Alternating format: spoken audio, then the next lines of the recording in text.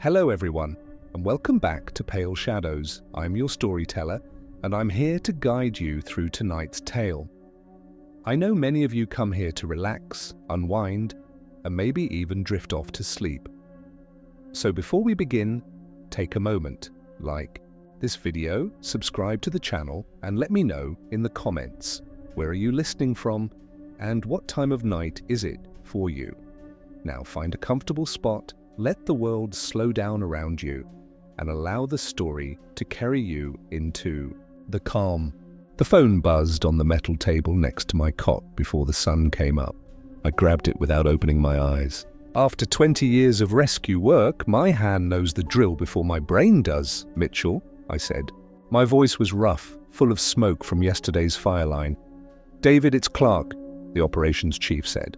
His voice was tight. Get your team to base camp right now. Family of 4 missing in the Blackstone Ridge burn zone. I sat up. Sleep was gone. Names? John and Sarah Miller. Kids are Joshua, 8, and Emma, 6. Last check-in was yesterday afternoon. They never called in again. Fire jumped overnight.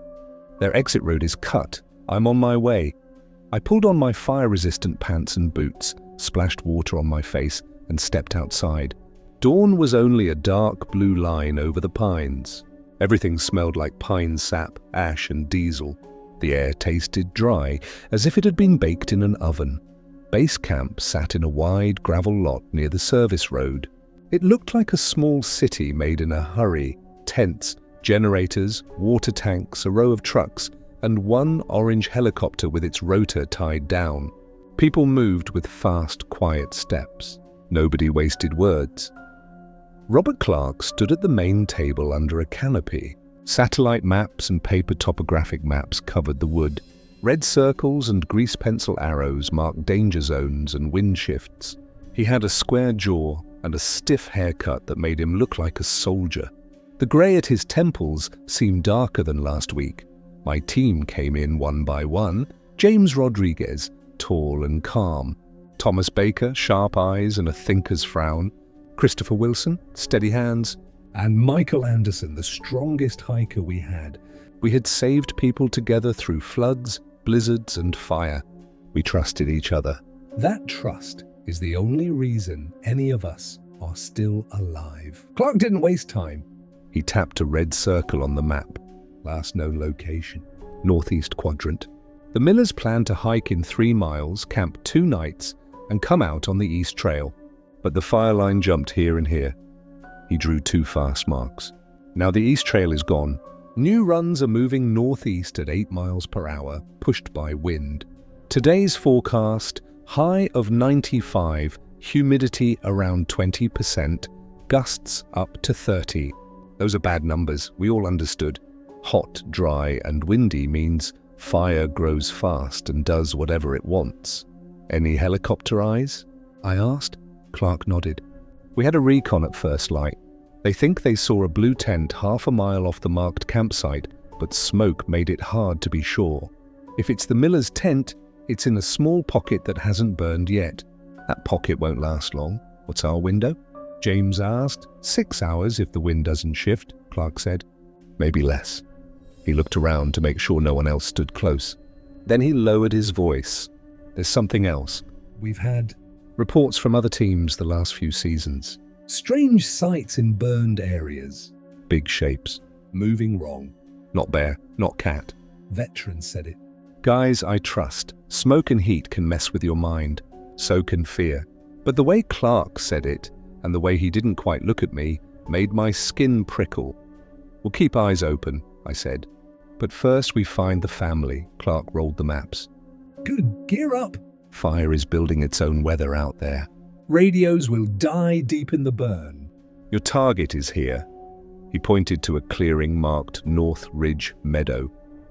If you get the family there, we can try an extraction. We grabbed our packs. Standard wildland gear. Nomex clothing, helmets, gloves, goggles, face shields, respirators, axes, saws, rope, first aid kits, extra water, emergency fire shelters. We also carried 2 rifles. We usually brought them for animal scares we never met. Honestly, they were more for our nerves. Thomas stepped close as I checked my kit. "You think those reports are real?" he asked. "I think smoke and fear turn shadows into monsters," I said. "But I also think we don't ignore warnings." He gave a single nod. That was Thomas. He put new information in a safe place in his mind and kept moving. We loaded into the truck and drove. The sky was a dirty grey bowl. The sun was a pale coin behind smoke. 2 miles from the marked campsite, a black pine lay across the road, still smoking. More dead trees lay ahead in a crosshatch that no vehicle could pass. "This is it," I said. "We hike from here." We checked radios. "Base, this is Mitchell Team, on foot from East Access, 2 miles short of campsite." Static, chewed Clark's reply. "Copy, fire's building a run on your south. Make time, but don't get clever." We shouldered packs and went in. The forest felt like a dream where colors had been taken away. Black trunks, grey ash, brown dirt, and a strange pale light from the smoke. Wind pushed fine ash that looked like snow but tasted bitter on the tongue. Heat rose from the ground like a stove. Every step sent up a small puff that stuck to our boots. We moved in a line with spacing, scanning left and right. The floor was not safe. Charcoal logs can look stable and then crumble under your weight. Roots burn under the ground and leave empty pockets you can fall through.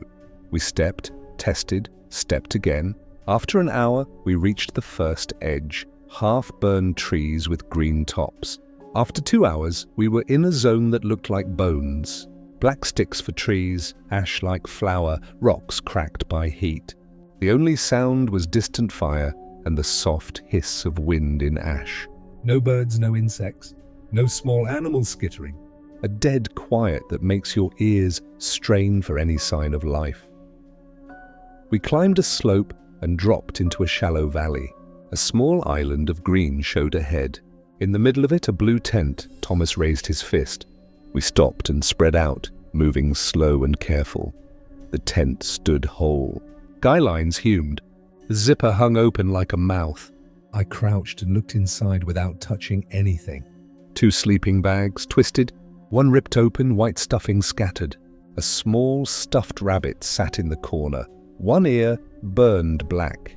A pair of little pink shoes lay side by side like they had been set down in a hurry. "Food's here." James pointed at a picnic table. Plates with half-eaten food now covered in a grey film. A water bottle rolled back and forth in the hot wind. If bears came through, those plates would be on the ground and the food would be gone. Christopher picked up a photo half melted to the table. He peeled it slow so it didn't tear. The picture showed a family smiling by a lake. Dad with his hand on his son's shoulder. Mom holding a little girl with 2 messy braids. Normal, bright, the kind of picture people put on fridges. "David," Thomas called. His voice was flat. I knew that voice. It meant trouble. I walked to him. He stood by a pine 20 feet from the tent. 4 deep gouges cut into the trunk at shoulder height.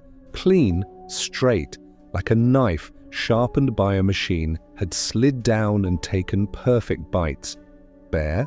Christopher asked, though his voice was not sure. "Too high," Thomas said. He set his hand by a gouge for scale. The cuts were twice as wide as his palm. "Too deep?" "Too clean." Michael waved us over from the other side of the clearing. "Tracks," he said. In a strip of soft dirt, the ground kept a clear memory. 2 adult sets of boot prints. 2 small sets. The pattern started as a walk, then turned into a run. In some places, the small prints ended for 10 or 20 feet, then started again. That meant the kids had been picked up and carried. Or they had stumbled. Mixed in with the human tracks were other marks. These made my stomach go tight. They were long, at least 15 inches from the heel to the front. The front had 5 wide toe marks spread like a starfish. The heel was narrow and deep. The stride was wrong, over 6 feet from one print to the next. Whatever made them was heavy, and it had moved fast. "Mountain lion?" James asked, but his eyes said no. "Cats don't print like this," Thomas said. He kept his voice calm. "Not that stride. I didn't say anything. I didn't want to guess. I wanted to move. Radio it, I told James. Base needs to know we have a trail. James spoke into the mic. Base, this is Mitchell team. Found campsite. Family not present. Evidence of a rapid exit. Following tracks north toward ridge. Additional large unknown prints present. Stride 6 feet. Over. Static popped. Clark's voice came through, thin. Copy. Firefront accelerated. You have about 4 hours before this pocket is gone. Satellite shows a possible extraction point at North Ridge Meadow. If you can get there, we'll try a bird. Move fast, keep your heads. We moved. We followed the trail along a narrow draw and up a ridge spine. Ash fell like soft grey snowflakes. The sky pressed down. The heat rose up.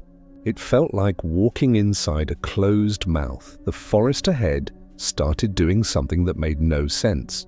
Every 30 or 40 feet, a small tree was broken in the same way, snapped clean at shoulder height. Not burned, not cut, just broken. The breaks lined up into a path like someone had made a corridor through the trees. Something big, Michael said quietly. Strong too, we kept going. 3 times the radio tried to talk and failed. Static, a single word more static. Clark told us to keep updating by time if we lost voice. So every 20 minutes, James pressed the button and said the time and direction like a prayer. 12:20, north by northeast. Elevation rising. It felt foolish and safe at the same time. After another mile, the wind shifted. Smoke slid sideways and gave us a clear view for 5 seconds. In that gap, something moved between 2 black trunks far ahead. It was tall. It was thin. It moved smoother than a bear, and not like a person. Then the smoke closed and the world went flat again. You see that? Thomas asked. I saw movement, I said. Could be a burned branch falling. Maybe, he said. He didn't believe it. Neither did I. We dropped off the ridge into a shallow bowl where grey rock poked through ash. The tracks scattered. The adults' tracks went in a circle, like they were turning and checking all sides.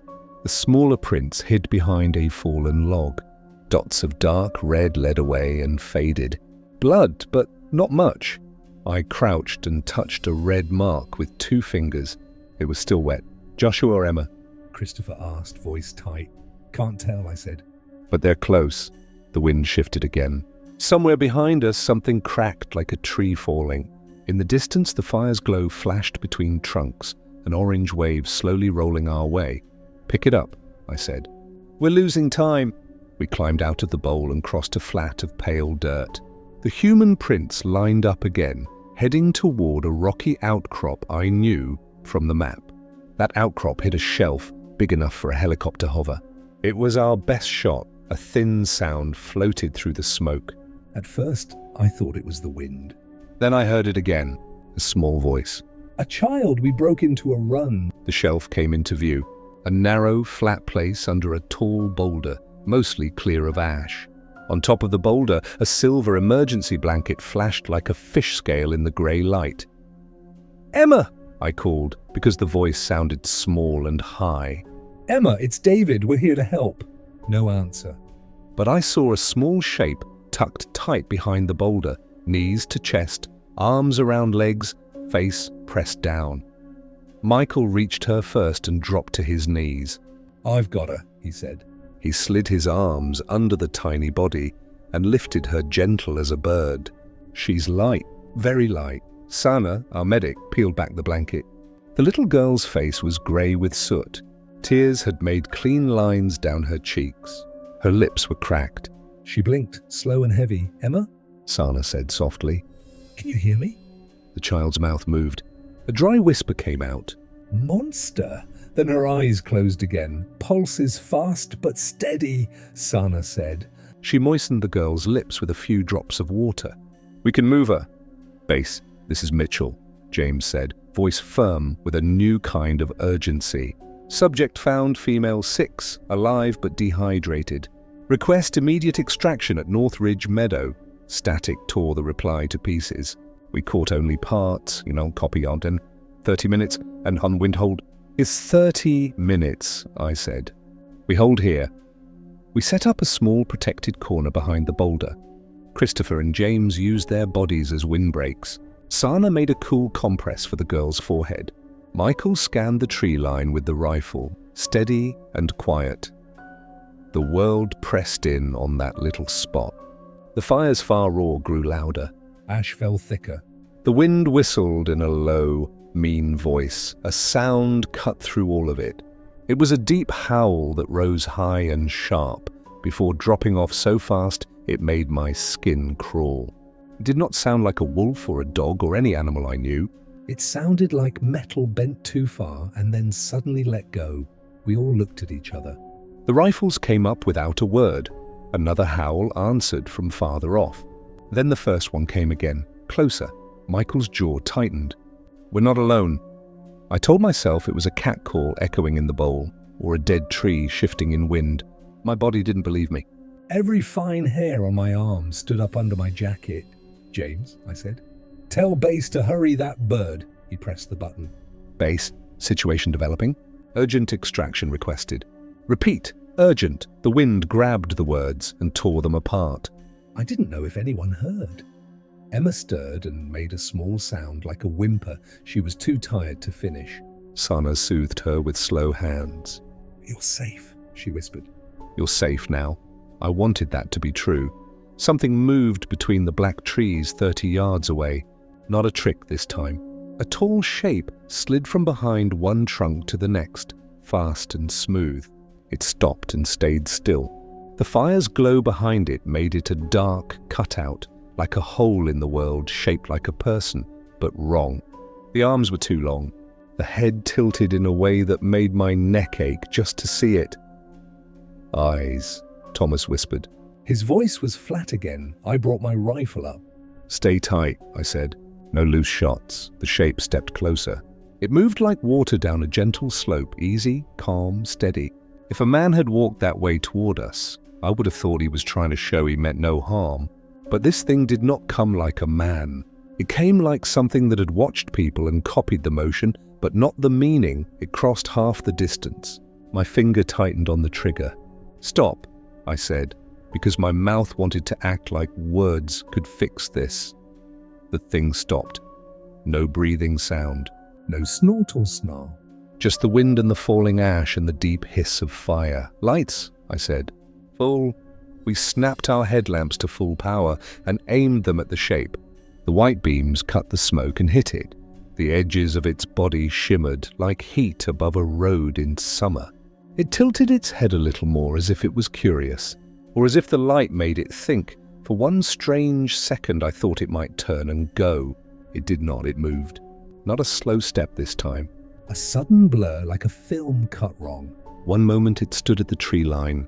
The next it was almost at the boulder. James fired first. 3 tight shots to center mass. The rounds hit. I saw small bursts of dust and ash pop from its chest. The thing didn't stop. I fired twice for the same target, then moved aim up. Head. If this had a brain, that would be the place. It swayed at the last instant. My first headshot went past.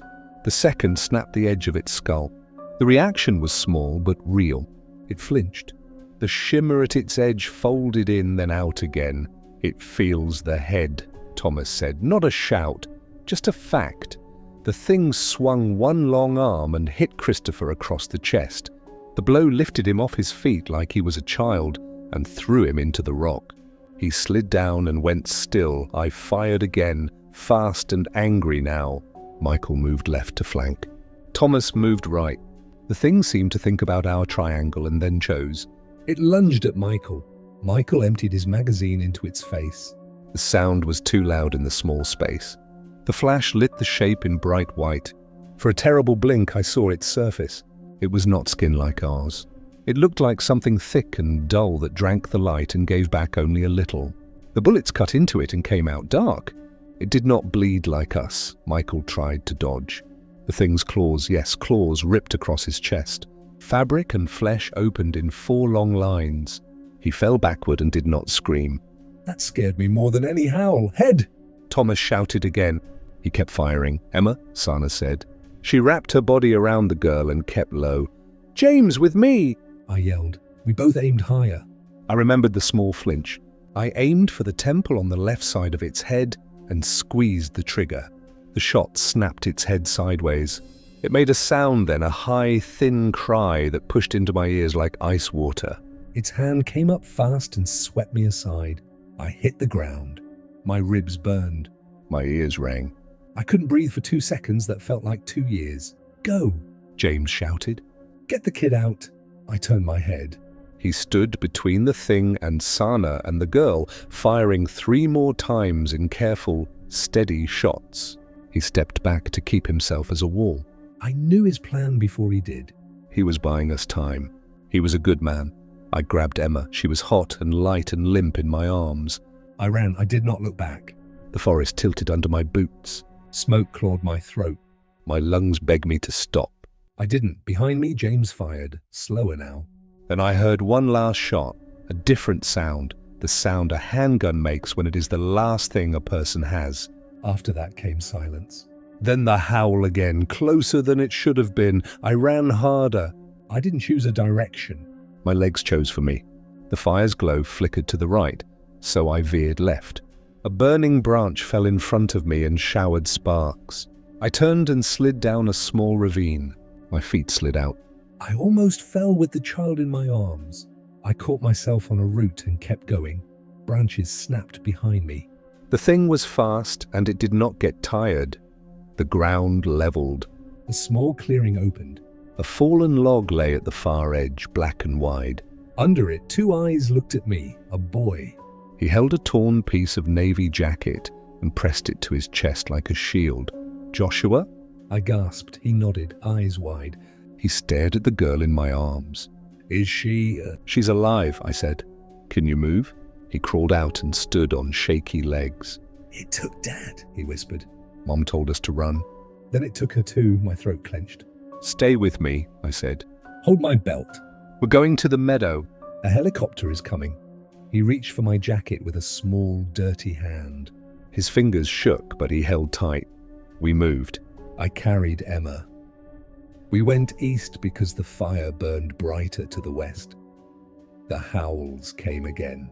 2 of them now, calling and answering like hunters, talking across a field. Joshua squeezed my jacket. "There are 2, he said, voice flat like Thomas's trouble voice. "They hunt together." "One follows, one pushes." I didn't look back. I didn't want to see which one was which. We climbed a low rise and came out onto a bare patch of ground with short scrub and scattered rocks. The smoke thinned a little. I could see the sky as a dirty white circle. I could also see tall black shapes moving on both sides now, pacing us at the edges, not rushing, just keeping time. "Almost there?" I said, though I didn't know. "Almost there." The wind changed again. It blew hard from behind and made a strange, clear space in front of us. The world opened for 50 yards. At the far end of that space, the meadow showed, the only flat ground big enough for a landing. I heard the helicopter then, a low thump, growing to a beat that matched my heart. "Run," I told the boy. "Run with me." We ran. My legs were numb. My arms burned. Emma was a hot stone in my hands. Joshua stumbled. I dragged him by my belt when I had to. We reached the center of the meadow. The helicopter dropped into view, fighting the wind, rotor wash kicking ash into a cyclone. A spotlight cut a white cone through the grey and fixed on us. "Hold." A voice shouted through a loudspeaker. "We can't land!" "We can winch one." "One." I looked down at the girl in my arms. I looked at the boy with his hand still gripping my jacket. My choice hurt like a broken rib. Joshua's chin came up. He was brave like his mother must have been. "Take Emma," he said. "I can wait. You sure?" My voice shook. He nodded. His eyes were wet but steady. "Mom said protect her." The crewman dropped a rescue harness on a line. I strapped it around Emma and checked the buckles twice with shaking hands. "I'll come back for you," I told Joshua. "I know," he whispered. The line rose. Emma went up into the white circle of light, small and still. The helicopter banked hard, fought a gust and pulled away. The spotlight left us. The meadow went dim again. The wind roared. The howls answered. At the edge of the trees, a tall shape stepped into the open and stood dark against the fire's orange glow. It tilted its head as if curious. Then it took one smooth step toward us. I moved the boy behind me and pulled my knife. The blade looked small. It was all I had left. "Stay behind me, Joshua," I said. "And whatever happens, don't let go." He didn't. The thing came on, slow and sure. The fire growled. The smoke swirled. The world narrowed to the circle of ground where our feet stood. I took a breath that tasted like ash and fear and something stubborn. "Come on," I said to the dark shape. "Come on." It did. The dark figure moved closer with each step, unhurried, like it already knew the ending. My knife felt too small in my hand, a useless toy against something that had walked through fire like it was mist. My chest burned with smoke and fear, but I forced myself to stay between the boy and the thing. Joshua's small hand clutched the back of my jacket. I could feel his shaking through the thick fabric. He whispered a word I almost didn't catch. "It's the other one." I didn't ask how he knew. Kids sometimes know things without being told. He had seen them longer than I had, heard their howls in the night, watched them circle his family.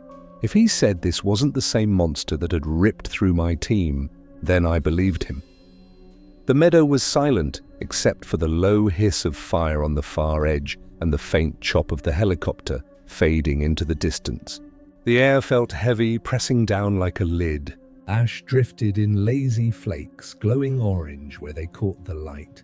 The smell was thick, burning wood, charred earth, and something else. Something sharp and rotten like meat left in the sun. The smell came from the thing now walking straight toward us. "Stay low, Joshua," I said. My voice was calm, but inside I felt like a stretched rope ready to snap. If I say run, you run east. Don't stop.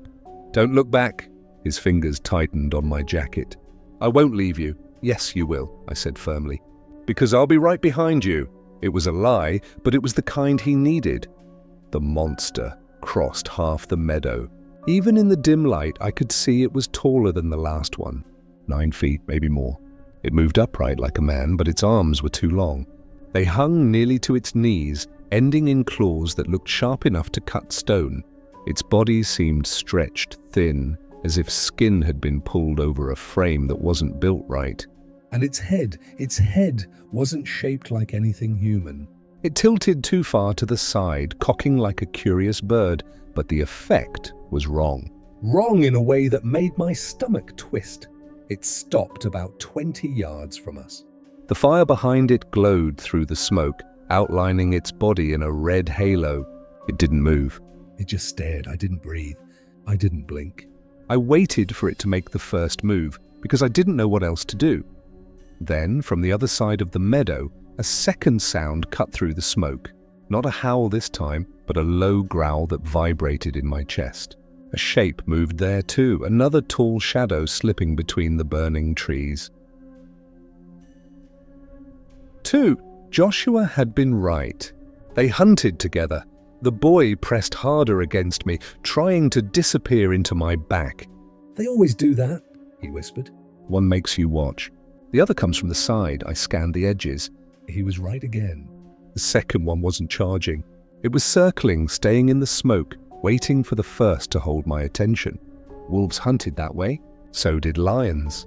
Push the prey into the trap, but I wasn't prey. Not yet. I had 2 kids to save, and I wasn't done. I tightened my grip on the knife.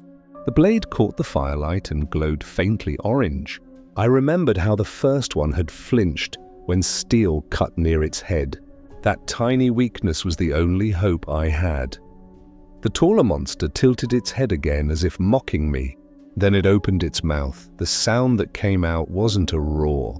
It was a scream, high, thin, and sharp enough to make my teeth ache. Joshua cried out and covered his ears. My knees almost buckled.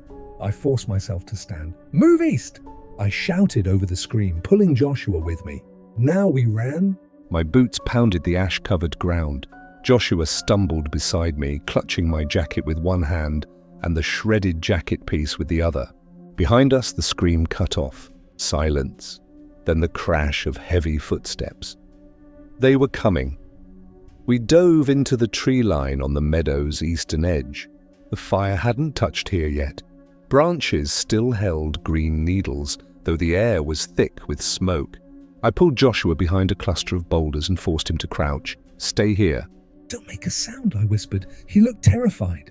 "What about you?" "I'll draw them away." "No." His voice cracked.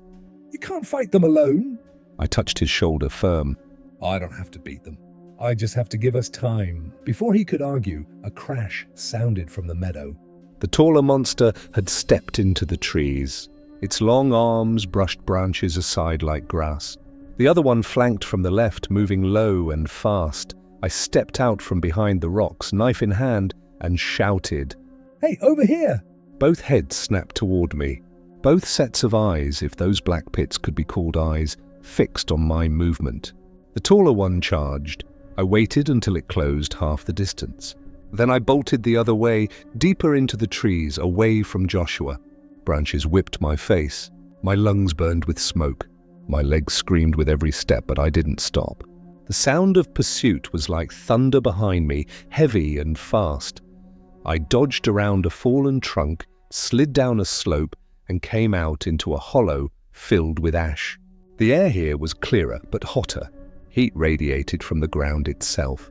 My boots sank with each step. The monster crashed into the hollow a second later. Up close it was worse. Its body shimmered in the heat, edges blurring like it wasn't fully part of this world. Its claws scraped across stone, leaving deep cuts. It moved fast, too fast for something its size. I backed up, knife raised. My hand shook, but I kept the blade pointed at its head. "Come on," I muttered.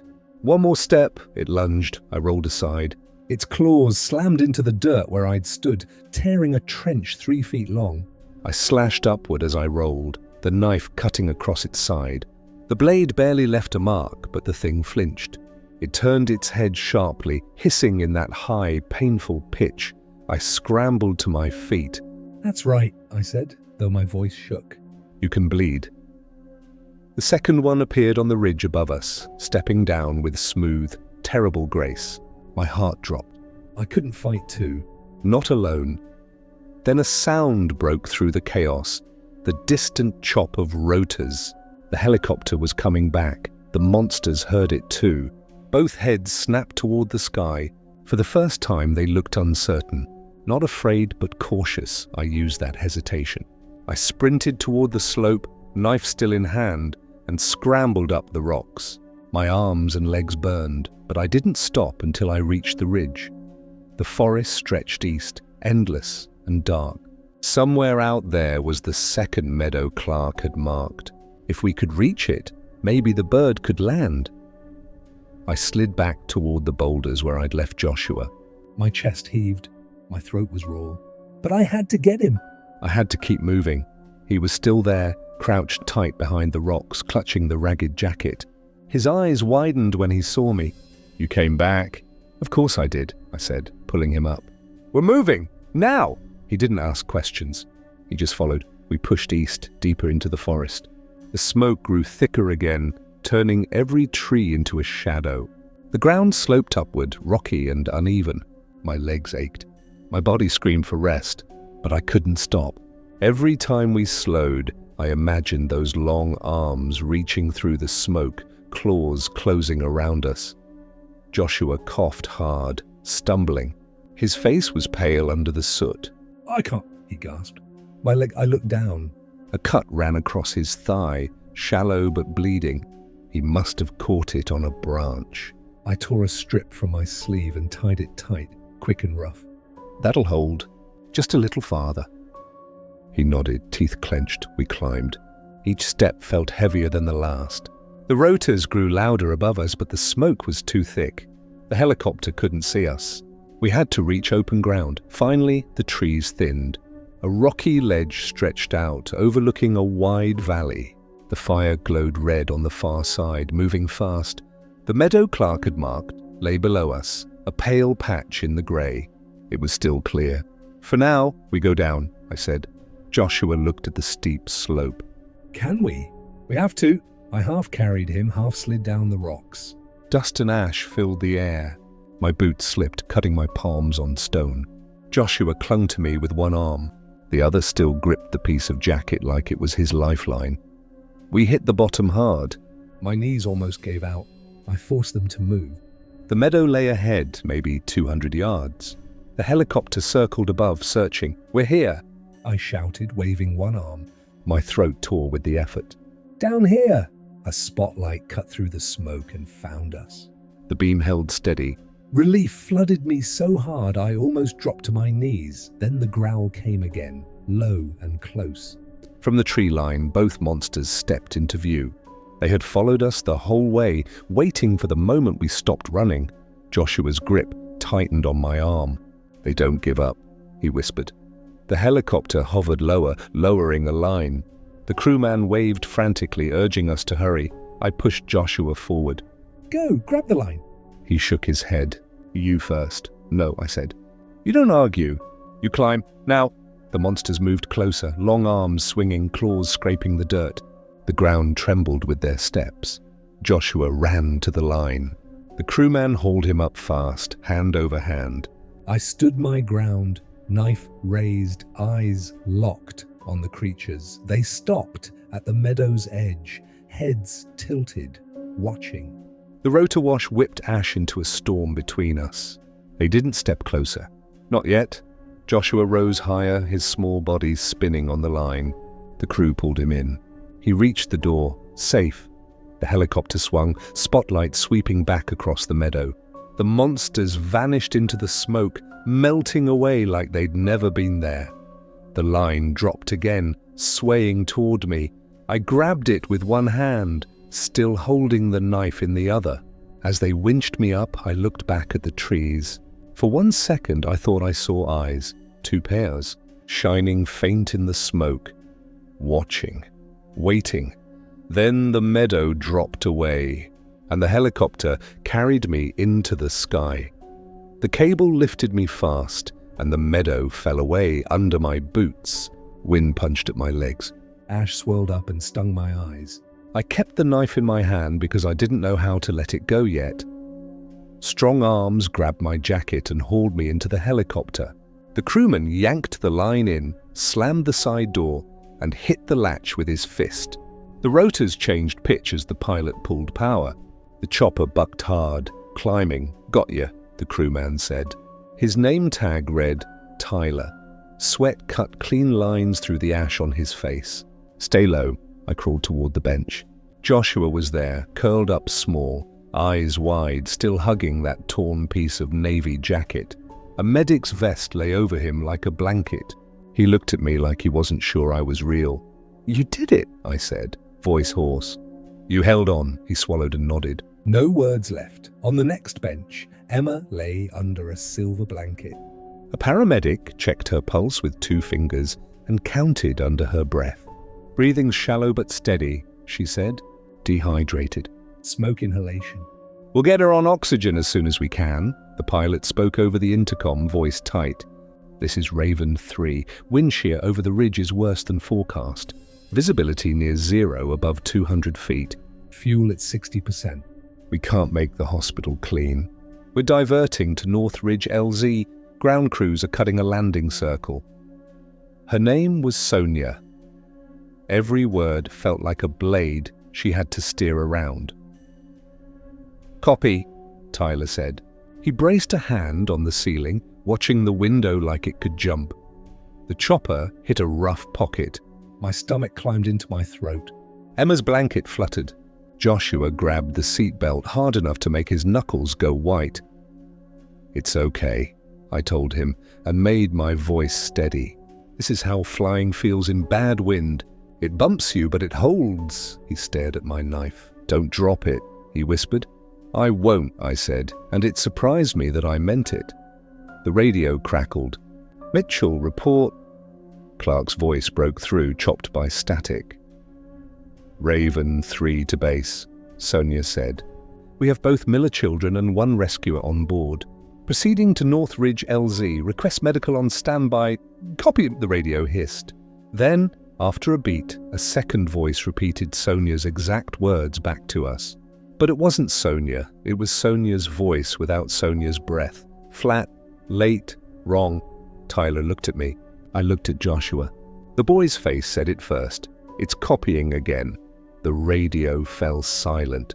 Only the engine and rotor beat carried us on. We pushed through a bank of smoke that felt like a wall. The helicopter rocked hard and dropped a few feet. My hand went to the overhead bar. I watched the pilot's shoulders. Sonia set her jaw and rode the machine through it like waves. She was good, better than most. Then the smoke thinned and the LZ appeared, a raw circle cut into the grey, 50 yards wide, ringed by fire trucks and crews in yellow gear. Chainsaws bit wood on one side, tossing chips into the air. People waved panels and smoke flares to mark wind. It looked like a stubborn little island in a black sea. Final, Sonia said. She flared the chopper and eased us toward the circle. Tyler slid the door open a foot, checked the ground, then slammed it when a gust shoved Ash inside. Wind squirrely. We'll need a fast offload, the skids touched. The whole airframe shook like a wet dog. Sonia held us there with muscles and will. Door! Tyler shouted. He threw it open and jumped down. 2 firefighters ran in with a stretcher. The paramedic lifted Emma carefully, keeping the blanket tight around her. Oxygen and fluids, she called. Get her to the medic unit now! They ran with her, heads low beneath the rotor. A second team came for Joshua. He didn't want to let go of my jacket. I'll be right behind you, I said. Go, he nodded once. Don't let them take the jacket piece, he whispered. It's Dad's. I won't, I promised. You keep it. They lifted him to the second stretcher and moved fast toward the ambulance. Tyler looked back into the cabin. You staying for the ride, Mitchell? The smart answer was yes. I could feel the burn in my ribs from where the creature had hit me. My throat was raw. My hands shook now that we weren't running. But the crew cut in the LZ were my people too. The monsters had followed us. If they came here, these folks would be in trouble and not know why. I'll take the ground, I said. Sonia didn't argue. Good pilots know when to let fights go. 30 minutes to refuel and return for another lift, she said. If the wind behaves, it wouldn't. Wind like this was a spoiled child. But I nodded anyway. I slid down from the cabin and ducked under the rotor. Hot grit stung my face. Tyler slapped my shoulder once. Stay dangerous, he said. And then he was back inside, closing the door. Sonia lifted and banked. The chopper climbed, a bright bug in a world of smoke. It vanished into the grey in seconds. The LZ went from loud to too quiet. Chainsaws cut out. People moved fast, heads swiveling. You didn't need training to feel it. The way a place changes when something bigger walks onto it. A woman in a medic vest strode up to me. You're Mitchell? I'm Lena. Your girl is on O2 IV wide open. The boy's pressure is low but holding. We'll roll both as soon as we can clear a corridor. What did this to you? Her eyes flicked to the torn lines across my chest and arm where the claws had raked me through the jacket. Fell through a structure, I said. The lie came easy. Easier than the truth. Splintered wood. She didn't look like she believed me, but she nodded. Your choice. Sit tight. Let me tape that shoulder. Before I could answer, a roar went up from the east perimeter. Fire, human voices, contact! Someone shouted. South line, move! Move! Every head turned. At the edge of the LZ, where the trees made a ragged border, a dark shape slid between trunks, tall, lean, quiet as wind. Eyes on, a chainsaw crewman yelled. He lifted the saw like a shield. Another firefighter raised a flare and held it out. The bright orange smoke cut a line between them and the tree line. Back! I shouted without thinking. Headlamps! Light up its face! I grabbed the nearest helmet and snapped the lamp to full, then aimed the beam where the shadow was. Others followed, a ragged cone of white spears stabbing the grey. The creature paused. The light shook its edge, made it ripple like heat over road. It tilted its head. The fire behind it painted a red outline. Its claws flexed once, slow. From the opposite side of the circle, a second shape appeared. The pair from the meadow. Same height, same wrongness. They had followed us across ash and wind for this. Fall back to the engines. Someone called. Make a wall. The hospital was supposed to feel safe. White walls, bright lights, steady voices. But even with oxygen in my nose and a fresh bandage tight around my shoulder, I couldn't settle. Every time a nurse's shoe squeaked down the hall, my hand twitched toward the knife on the bedside tray. I told myself it was habit, that my body hadn't caught up to the fact we weren't in the fire anymore. But deep down, I knew it was something else. I had seen the second creature following us through the smoke. I had heard it on the radio, trying my voice like a child practicing a song. It wasn't gone. Clark came by mid-morning with a cup of black coffee. He didn't say a word for a while, just sat in the visitor's chair, uniform pressed sharp as always, eyes ringed with sleeplessness. "You should be resting," he said finally. "I can rest when they're buried," I said. My team's names burned the back of my throat. James, Thomas, Christopher, Michael, all reduced to a line in a report that blamed fire, not claws. Clark set the cup down. "I can't authorize what you're asking. You think I'm going back up that ridge for fun?" My voice came out harsher than I meant. "I'm going because their families deserve more than ashes, and because those things are still out there." He rubbed his forehead. "The kids are stable. Emma's asking for you." "Joshua survived surgery.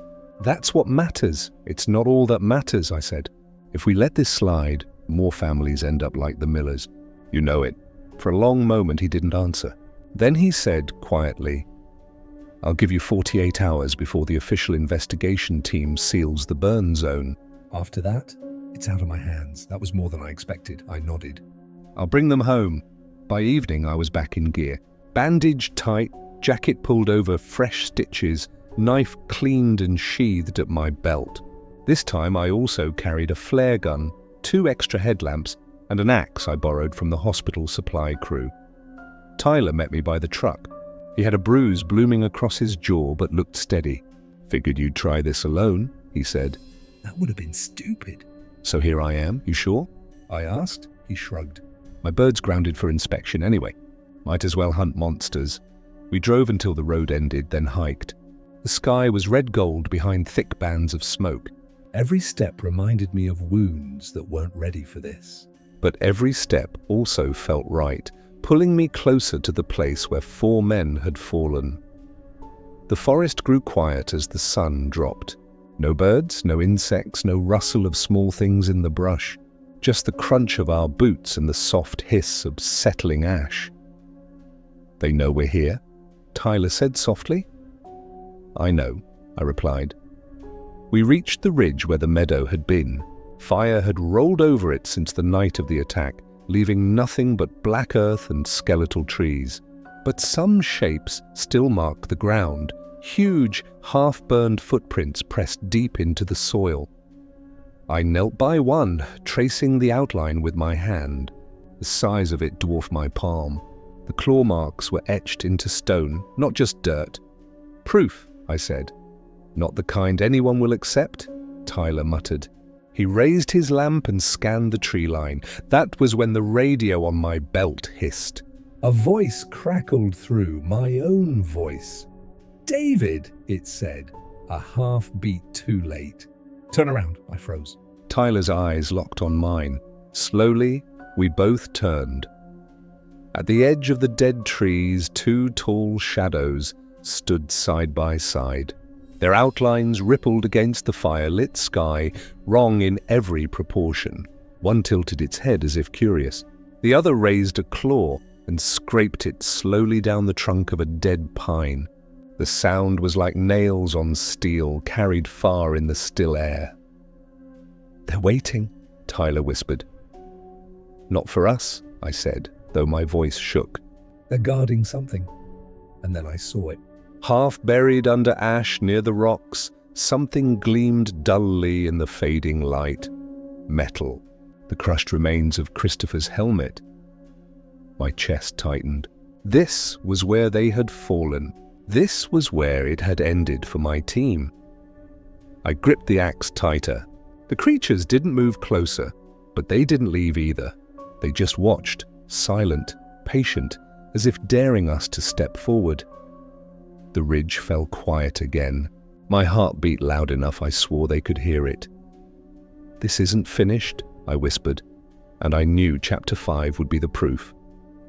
The two tall shapes stood at the edge of the dead trees like doorposts. They did not rush us. They did not scream. They just waited, patient and sure of themselves, like hunters who knew the field better than we ever could. Tyler's headlamp lit their edges. The light made their bodies shimmer the way heat does above a road. My hand tightened on the axe. The knife at my belt felt small again, yet it was the only thing that had ever really hurt one of them. I eased the knife half an inch out of its sheath so I could grab it fast. "They're not blocking the whole ridge," Tyler whispered. "There?" Pointing to what? I asked, though my eyes had already found the dull gleam under the ash. We moved slow, not taking our beams off the creatures. I crouched at the rocks where the metal shone. It was a helmet. The heat had warped it, but the sticker with our unit number was still there. Beside it lay a half-melted radio and a cracked headlamp. The sight punched the air out of me. "Christopher," I said, too soft to hear over the wind. Tyler set his lamp wider. The ash around the rocks had a strange pattern, a swirl like something heavy had rolled or been dragged. A trail led away down the slope into a stand of black pines. The broken tree corridor started there again. Trunks snapped at shoulder height in a line, like someone had set up a fence with their bare hands. "They moved our guys," Tyler said. "Not just moved," I said, hearing my own voice go flat. "They took them." The radio on my shoulder crackled. "David," it said, my voice but a half-beat late, breathless in the wrong places. "This way." Tyler looked at me. "That wasn't you." "No," I said. "It wants us to follow." I stood and slid the knife fully into my hand. "We follow. You sure?" "No," I said. "But I'm going to." The two creatures didn't stop us when we stepped toward the trail. Their heads tilted almost like a nod. Then they backed into the smoke and were gone. "Guarding a door," Tyler murmured. "Or a trap," I said. "Same thing," he replied. We moved down the slope, lamps low, beams sweeping the ground and then the trees and then the ground again. The corridor of snapped trunks led like a path. The air grew hotter the deeper we went, not from flame. The fire front was a ridge away, but from the earth itself. Heat breathed from cracks like the mountain was a living thing with fever. The smell changed too. Less ash, more of that rotten, wet stink that had followed the monsters everywhere. It clung to the back of the throat and made my tongue feel dirty.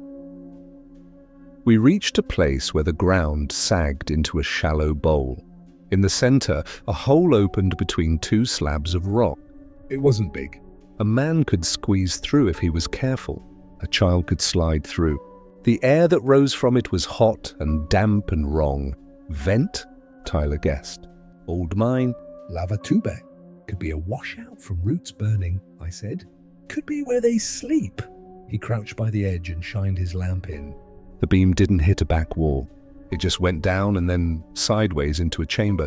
Something caught the light there, small, shiny spots scattered like coins. The hair at the back of my neck stood up. "What do you see?" I asked. "Metal," he said. "A lot of little metal things." "Like what?" He swallowed.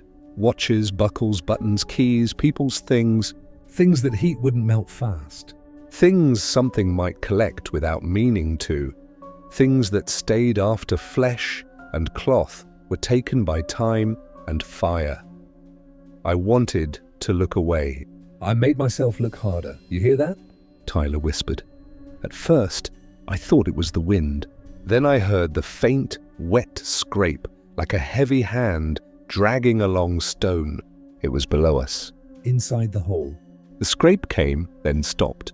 A breath followed, a slow pull of air, not through nostrils like ours, but through a mouth too wide. "They're under us," I said. As if our words had been a switch, the radio hissed again. "Emma," it said in a child's small voice. "David, help!" The words were perfect. The rhythm was not. The real Emma spoke in quick bursts, as if she didn't want to be a problem.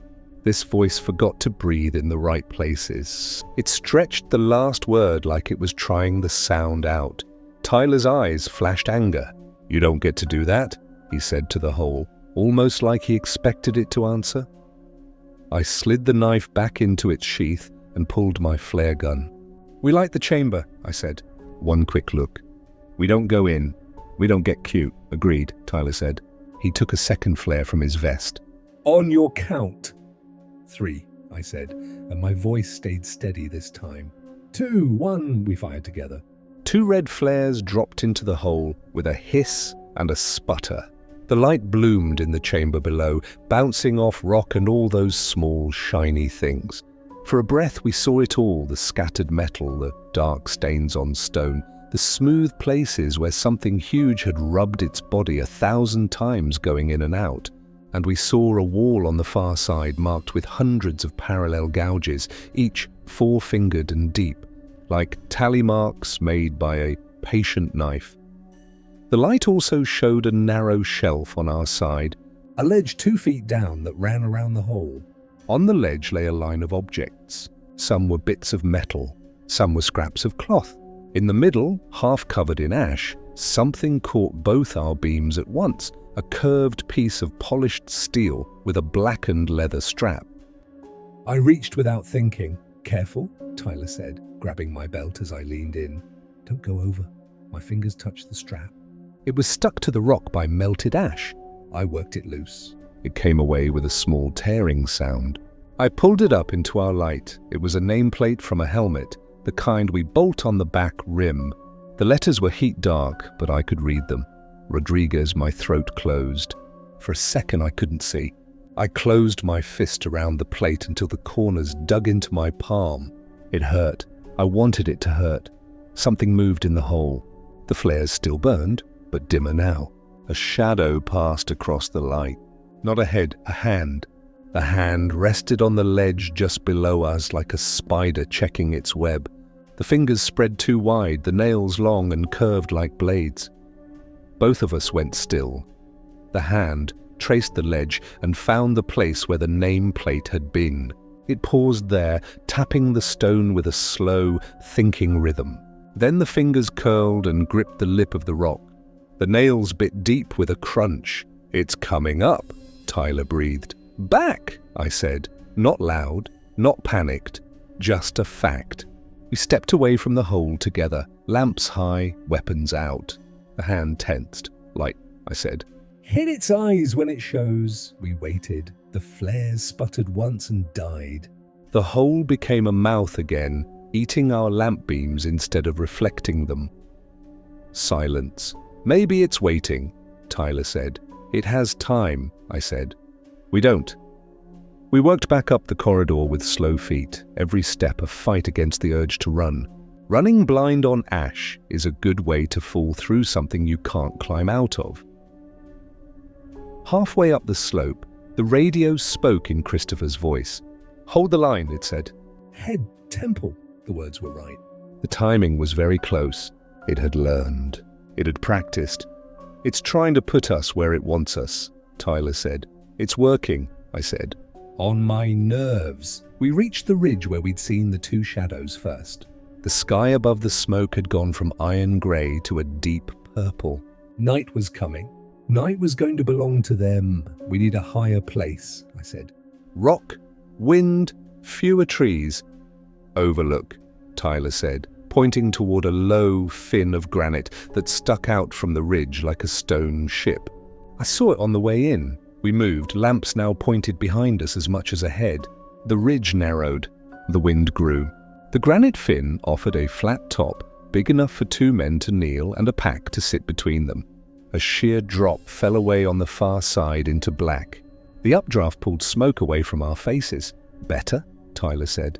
He unclipped a coil of rope from his pack and ran a loop around a dead snag. "Anchor," he said. "If one of us slips," we clipped in. I set 2 headlamps on the rock pointing out, then pulled the silver emergency blanket from my pack and stretched it in front of the lights like a little wall.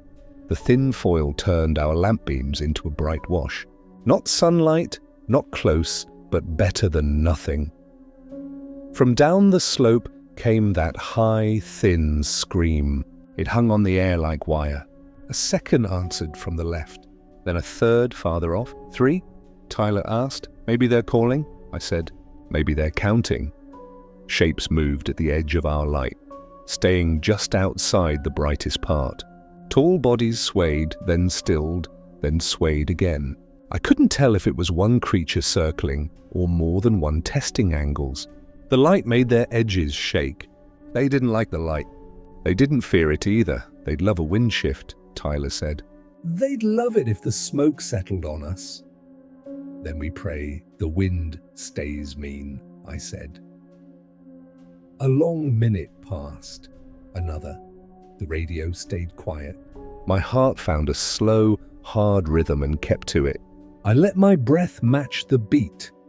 Then just when I thought maybe we'd hold this little rock until dawn, one of them did something new. It didn't charge. It didn't scream. It crawled. The body flattened and slid low across the ash like oil. The long arms reached forward and pulled the rest along.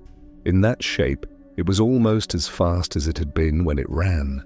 It hugged the ground so our lamps couldn't hit its head clean. Left, Tyler said. He swung one lamp lower. The creature turned its face away, keeping the soft part out of the beam. It reached the base of our rock. Up is harder, I said, and I said it for myself. A claw hooked the first hold and tested it. Stone grated. The second claw reached and stuck. The body followed. It started to climb, moving too smoothly for something so big. Light its face, Tyler said again. We both dropped our beams to the edge, trying to catch the head as it came up. The creature slithered its face past the light like it knew exactly where the brightest part was. It blinked once. It had eyelids. The sight made my stomach turn. The claw came up fast, swiping at our lamps. I jerked mine back. Tyler wasn't fast enough. The blow sent his lamp spinning off the rock. It tumbled, hit the slope, and went out. Our little wall of foil shivered in the wind. Knife, I said, already pulling mine. Wedge. He yanked a climbing nut from his belt, a little wedge of metal on a wire meant for rock cracks. I was hoping we wouldn't need that trick, he said. We always needed it, I said. The creature's head rose above the edge. In the light, the surface looked like thick hide that had spent too long in heat, glossy in patches, dull in others. There was a place near the temple that didn't match, a thin seam that seemed to pulse. That was the place. I didn't wait. I didn't speak. I moved. The knife went forward in a short, tight punch, not a slash. The tip hit the seam and skated, then bit. The creature screamed that wire scream right into my face. Heat and stink flooded my nose. My eyes watered. I almost lost the grip. Hold! Tyler shouted. He jammed the climbing nut in beside the blade and pulled up. The wedge stuck. The seam opened another fraction, just enough. I twisted the knife and pushed deeper. The creature went mad. Its arms flailed. A claw raked the rock where my hand had been a second before and carved 4 long scars. It tried to pull back but couldn't, not with the wedge holding the cut open and the knife inside. It slammed its head sideways against the stone to shake us off. The rope on my harness jerked tight, saving me from sliding off the far side into the dark. "Finish it," Tyler yelled. I pushed with everything left in me. The blade slid another inch. Something inside gave. The scream turned into a thin whine and then went quiet all at once, like a radio unplugged. The weight of the head sagged. The claws loosened and scraped down the rock, then fell away. The body slid back down the slope in a rush of ash and didn't move. For a few seconds, there was no sound but the wind and my breathing.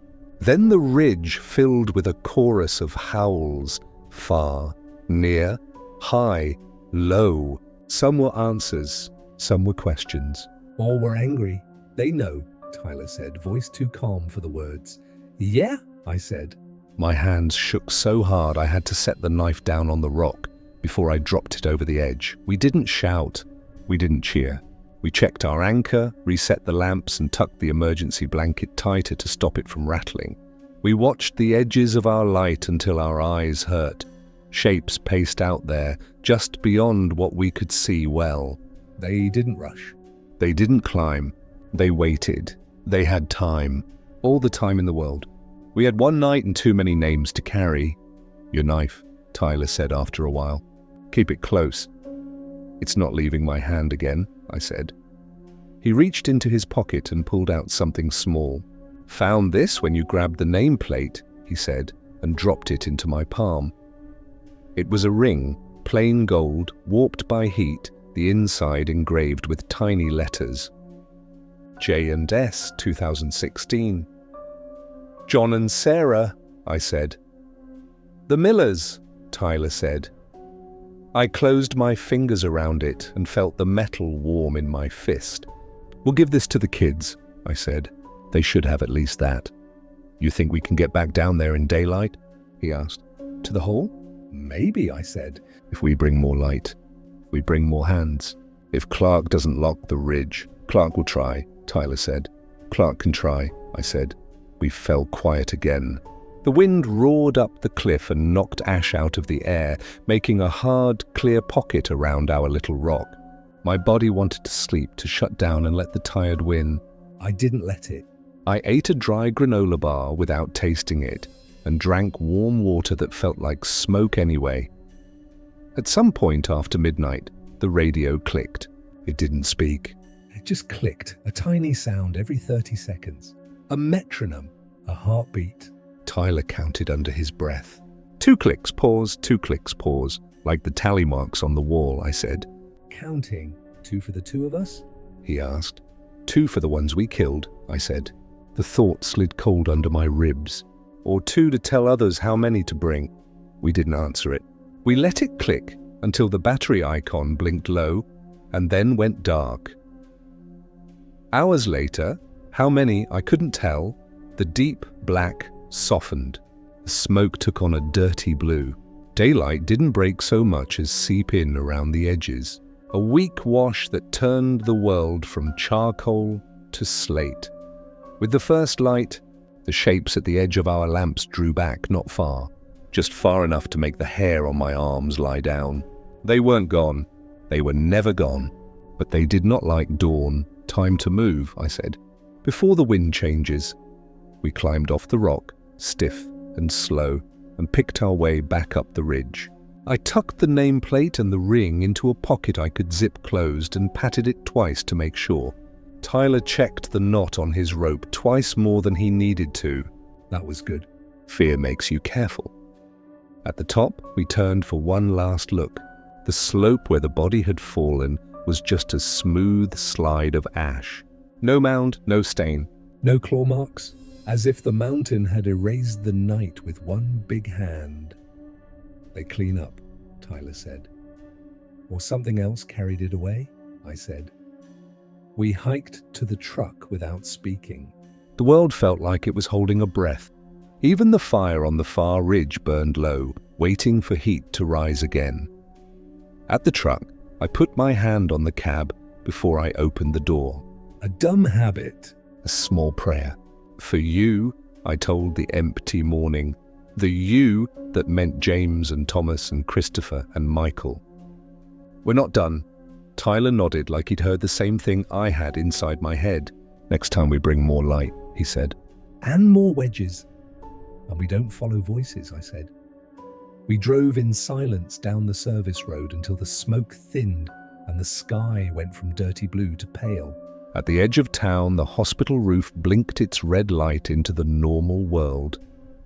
Clark met us by the loading bay with a face that said he had slept less than we had. He looked from the blood on my jacket to the grey on Tyler's. You went back, he said, though he already knew. We found where they go, I said. A hall, a chamber. They collect things, metal, buttons, keys. I held out the nameplate. And one of ours? He took it like it was a live wire. His thumb rubbed the letters. He stared a long time, jaw tight. Then he slipped the plate into his breast pocket like it was a medal. And this? I said, opening my other hand. The gold ring lay on my palm, small and quiet. For the Millers, he swallowed. I'll get it to their grandmother. Give me 5 minutes with the kids first, I said. I'll tell them in person, he nodded. You'll tell them we're looking for their parents. I'll tell them we found something that belonged to them, I said, and that we won't stop. He studied my face like he was weighing fights he couldn't see. Debrief in an hour, he said. And Mitchell, don't put this hole in your report. You can't bury it, I said. I can't feed it to a world that will choke on it, he said. Not yet. Then give me daylight and rope, I said. I'll go where paper can't. He didn't say yes. He didn't say no. He stepped aside. I started for the doors, the ring warm in my fist. Tyler caught my sleeve. Hey, he said, and his voice had a shape I hadn't heard from him before. You know this isn't just rescue anymore, right? It never was, I said. We walked in together. In a small room off the ward, Emma sat up in a hospital bed with her braids washed and a stuffed rabbit with one ear bandaged to match her arm. Joshua lay in the next bed, pale but awake, a brace on his leg and the torn piece of jacket folded under his hand like a flag. When they saw me, both their faces changed in the same way, tired and brave at once. I brought something, I said, and I knelt so I was eye level. I put the ring on the blanket between them. Joshua reached first. His fingers were still scraped and black under the nails, but he picked the gold up gentle like it might break. He read the tiny letters, lips moving. He did not cry. His eyes went far away and then back. Emma touched the metal with one finger. "Mom's," she whispered. And then, after a beat, "Dad's too," I nodded. "We found it where the fire couldn't take it." "Did you find—" Joshua started, then stopped, throat working. "Not yet," I said. "But we found where we need to look." And we will. In daylight, with more people and more light. Emma looked at my knife and then at my eyes. "Monster?" she asked. "One less," I said. "But there are more," she squeezed the rabbit. Her small chin set. "Okay," she said. "Then keep your knife." I almost laughed, but the sound that came out was a breath that hurt. "I will." I stood, the room tilting a little, steadied, and looked toward the hall window. Smoke still drifted outside, thinner now, letting a flat sun through. Somewhere up the ridge the hole waited, and so did whatever made those scratches on the wall. I had 48 hours, maybe less. That was fine. I had an axe, a knife, a pilot who liked bad ideas, and a chief who knew when to look the other way, mostly. I had names in my pocket and a promise I said out loud to the air whenever I couldn't sleep. "We're coming," I told the window. "We're coming into your dark. Bring the light you hate." Outside, a breeze hit the glass and made a soft tapping sound, like fingers counting. 2 light knocks, pause, 2 light knocks, pause. I smiled without humor and turned back to the kids. "Rest," I said. "Eat what they bring you, even if it tastes like nothing." "I'll be back after I talk to the boss." "What will you tell him?" Joshua asked. "The truth," I said. "Or enough of it to get what we need." He nodded like a little man. Emma put the ring under her pillow like it was a secret she wanted to keep safe. I touched the bed rail with 2 fingers, another dumb habit, another small prayer, and left the room. The hallway smelled like soap and coffee. My boots left ash prints on the white floor. A nurse frowned at the mess and then at my shoulder, and then her face softened. "You need fresh dressings," she said. "In a bit," I answered. "I've got a hole to talk about first," she blinked. "Excuse me?" "Never mind," I said. "Long story." "Make it a short one," said Clark from the door, and gave me a thin, tired smile. "We've got daylight and you're on the clock." "Good," I said, and felt the old engine in my chest turn over, catch, and start to run again. We walked toward the briefing room together, the sun laying a weak stripe across the floor that I stepped over like a line drawn in sand. Behind that line was the world most people knew. Ahead of it was the ridge, the hole, and the tally marks that meant something only the dark understood. I kept going. The morning sun tried to warm the smoke-filled sky, but its light felt weak, as if even the day feared to look too closely at the ridge. From the hospital window, I saw the grey cloud rising from Blackstone Ridge like a warning flag. The forest still burned in pockets, though crews had slowed the main front. Helicopters dipped water from lakes. Bulldozers cut lines that might or might not hold. To anyone else, it looked like progress. To me, it looked like camouflage, fire as curtain, hiding something worse behind it. Clark stood at the head of the table in the briefing room. His uniform was clean, his jaw set. A dozen men and women from different units sat with coffee cups, laptops, maps. But their eyes told the real story. Exhaustion, doubt, and the faint disbelief that always clings to tales no one is supposed to speak out loud. "You went back," Clark said, eyes on me. "Found something." "More than something," I said, setting the folded map on the table. A hollow in the ridge. "Deep chamber. It's where they take things." "Where they took our people," murmurs rose around the table. Some thought I meant fire victims. Others already guessed the truth but didn't want to say it. Tyler, sitting beside me, broke the silence. "They collect," he said. "Metal, cloth, things that don't burn fast." Helmets, buckles, rings? He glanced at me. "We found a nameplate, Rodriguez, and a ring from the Millers." The room went quiet. Clark pinched the bridge of his nose. "You're certain?" "Certain," I said. "And more, there were marks. Deep gouges in the stone, hundreds of them." Tally marks for what? A young ranger asked. For time, I said. "For prey. For practice." I don't know. "But they weren't random." An older captain leaned forward. "You're saying these things have a den?" A lair, I'm saying, I answered. That they live here. "Not passing through, not lost." "This ridge is theirs." Silence again. Then Clark spoke low, almost to himself. "That explains the reports from past seasons." He caught himself, straightened, and looked at the group. "All right, here's the situation. Officially, we continue mop-up on the Eastern Front. Crews will cut containment lines. Helicopters will run supply drops. That's what the paperwork will say." "And unofficially?" Tyler asked. Clark's gaze found mine. "Unofficially, Mitchell and Carter lead a team into the hollow, collect evidence, confirm numbers. If possible," he hesitated. Neutralize, a medic snorted. "With what?" "You said bullets don't stop them." "Knives," Tyler said. To the head. "Temple seam." "It works." The room shifted.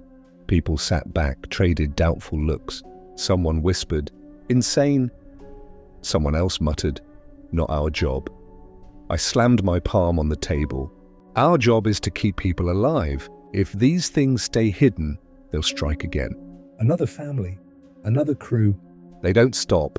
They hunt. The young ranger's voice was thin. How many are there? I let out a breath. "At least 3. Maybe more." That landed like a hammer. The air in the room thickened.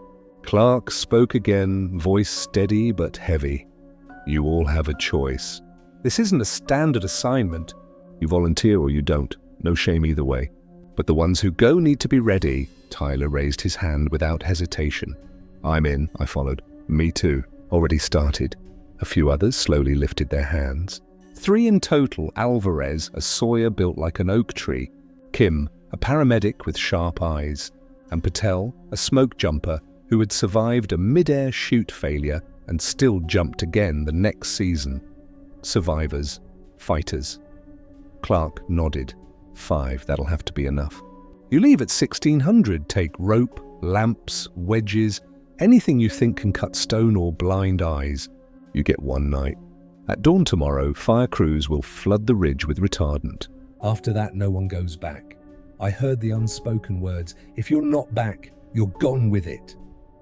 We spent the afternoon gathering gear. My knife never left my belt.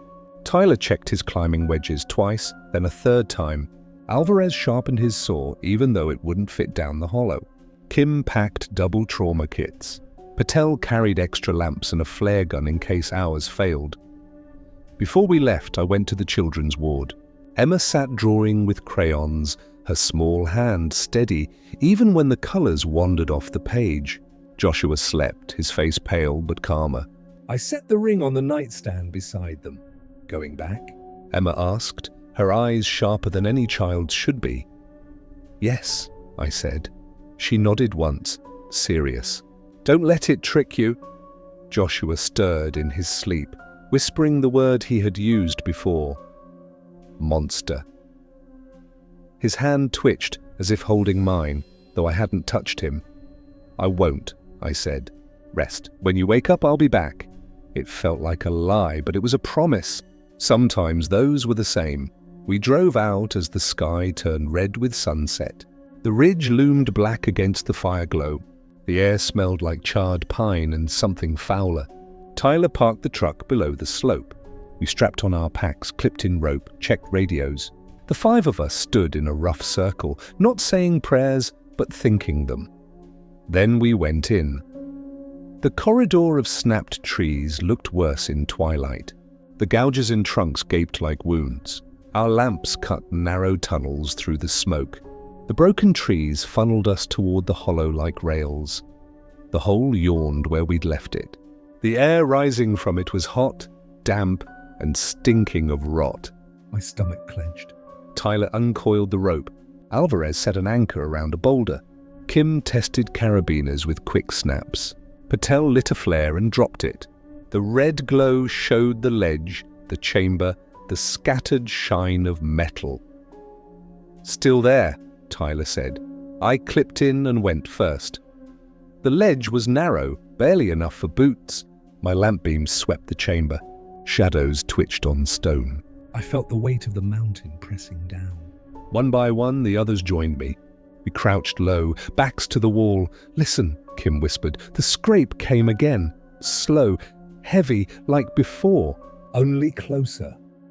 Alvarez tightened his grip on the saw handle he had carried like a sword. Patel readied the flare gun. Tyler held 2 wedges in one hand, knife in the other. I steadied my breath and aimed my lamp. From the far end of the chamber, a shape moved. Tall. Wrong. Its head brushed the rock above it. Its limbs bent strange, double-jointed like shadows folding. It did not rush us. It watched. Another shape followed. And another. 3. They moved with calm certainty, claws scratching stone, in a rhythm too deliberate to be random. Tap, tap, tap, then pause, then again. As if marking time. They know we're here, Patel whispered. They want us here, I said. The nearest creature tilted its head. Its eyes reflected the flare light like wet glass. Then it opened its mouth and spoke, not a howl. Not a scream. A voice. David, it was my own voice. The chamber went cold despite the heat. Every hair on my arms lifted. They learn, Tyler muttered. They copy, the creature smiled, if you could call it that. Teeth too many, too sharp, gleaming with spit. It tapped the wall with its claw again. 4 lines, then 4 more, then 4 more. Counting, Alvarez said, his voice hard. No, I said, my throat dry. Tallying. Behind the creatures, deeper in the chamber, lay piles of bones. Small ones, large ones. Some half-burned, some cracked open. The shine we'd seen wasn't only metal, it was teeth. Hundreds of teeth, scattered like coins. Emma's warning echoed in my head. Don't let it trick you. The creature in front stepped closer, still using my voice. David, this way! Its claw pointed deeper, past the bones, into blackness no lamp could pierce. Kim's hand found mine, squeezed once. Her eyes said what words couldn't. We go or we die here. I nodded. We clipped ropes tighter, checked lamps, and took the first steps into the hollow's dark. The creatures moved aside, letting us pass, guarding a door, or opening one. The chamber swallowed our light the way the fire had tried to swallow the forest, slow at first, then all at once. Heat pressed against our faces, wet and close, like breath from some huge animal. The rope at my waist tugged with each careful step, a thin promise that someone still held the other end. The 3 creatures slid aside and let us pass. They did not smile again. They did not scream. They only turned their heads in the same slow way, as if cataloguing us, as if each of us were a new word they wanted to learn how to say. "Eyes up," I whispered. "Light low and wide. Don't give them one target." Our headlamps spread into a fan. Shadows jumped along the rock. The floor glistened where something had soaked in and never dried. The smell was stronger here: rot, metal, old smoke, and a sharp, sweet note that didn't belong underground. Pine sap, maybe, dropped here on claws after a hunt? Or something worse. Alvarez took rear guard, his saw in his hands like a club. Kim stayed at my shoulder with her trauma kit tight to her chest. Patel moved light and quiet, flare gun ready. Tyler's fingers never left the wedges clipped to his chest. We passed the pile of bones. I tried not to look, but my eyes disobeyed. There were big femurs with bite grooves. There were small ribs like white reeds. There were teeth scattered everywhere, human molars and canines mixed in with deer teeth and something I didn't recognize. The tallies carved into the far wall went on and on. Some were shallow, some were deep. All were four-fingered. The lead creature tapped the stone with one claw, 4 scrapes in a neat group. Then it did another group of 4 a hand's width below. Then another. It kept going until its claw reached a row where the cuts were worn smooth by time. It paused there, like a hand on an old book. "Stop counting for us," Tyler said softly to it, though he knew it didn't understand words. Or maybe it did. The head tilted a fraction, like it found the sound of his voice more useful than the sense. We moved on. The chamber narrowed into a throat. The floor sloped and then flattened. The rock changed from rough to smooth, polished by many passes. In a pocket to our right, shiny scraps lay in a dark puddle, metal bits, jacket snaps, a melted watch face, the corner of a phone case, the glint of glass. I saw the curve of a helmet brim half burned and felt my jaw clench. "Evidence," Kim breathed. If we live to take any of it out. We reached a split, left and right tunnels, both low. The air felt different in each. Left was hotter. Right carried a faint breath of cooler air and a damp, clicking sound like water, dripping through reeds. "Right," I said. The first creature made a small sound then. Not a howl, not a scream, more like a soft chuckle pressed through closed teeth. It did not move to block us. It only lowered its head and listened. We went right. The tunnel hugged our shoulders. Our lamp scraped the ceiling. The rope slid over rock. 100 feet in, the floor fell away. I caught myself on my knees, lamp swinging. A shaft opened at our feet, wide as a truck, dropping into black. From below, the clicking sound rose, steady, measured. "Not water, what is that?" Patel whispered. I listened harder. The clicks came in pairs. Click, click, pause, click, click, pause. They weren't random. They were the same rhythm the radio had made on the rock all night. "Counting," I said. "Or calling." We edged along a stone lip on the shaft's left side. The drop made my stomach float. Alvarez's breath went slow and controlled behind me. He moved like a big man who knew how to be small. Halfway across, the clicks stopped. The quiet made the hair on my neck rise. "Don't freeze," I said. Slow and steady, we made it to the far side and dropped down into a lower room. This one was different. The walls didn't have tallies. They had rubbings. The rock was stained dark in large oval patches, like long bodies had leaned there for hours. In the center of the room lay a low mound of woven sticks, charred at the edges, but bound with something that gleamed when light hit it. Tree sap, melted and reset. "Nest," my mind said. "Nest." Kim's hand touched my arm. "David!" Along the far wall, 4 helmets sat in a neat line, the front rims facing out, as if their owners might reach for them again at any second. My chest hurt like I had been hit. Even melted and warped, I knew the scratches and stickers like a mother knows her kids' faces. "James," I said. "Thomas, Christopher, Michael." No one spoke. We didn't have a prayer for this.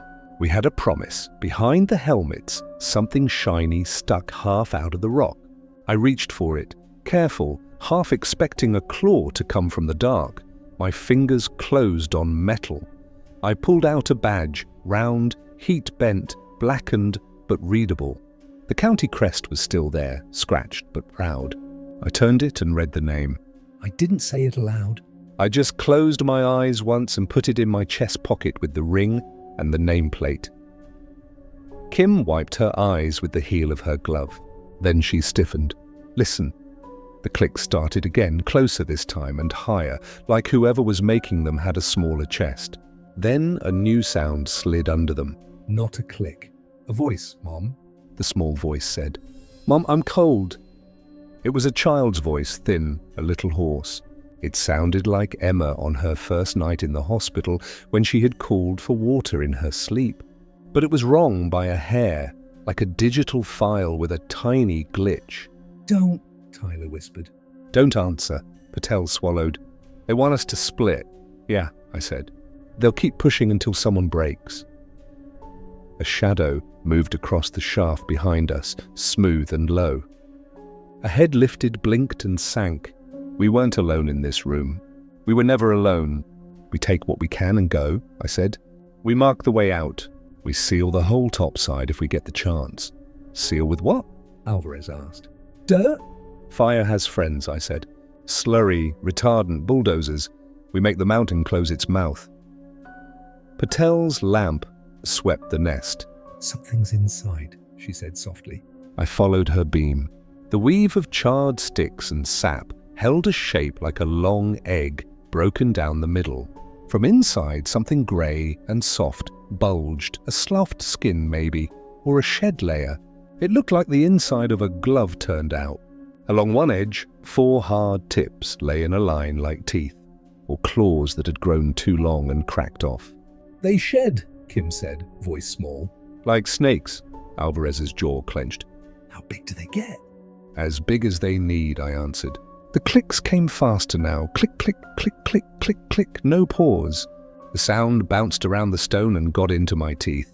From the shaft a second sound rose, air moving fast, like lungs dragging in breath. Back, I ordered. Now. We moved, slow at first, and then faster, when another voice slid along the rock. This one my own. Hold the line, it said in my rhythm now, not late anymore. Head temple. It was perfect. Kim flinched so hard she bumped her shoulder into the wall.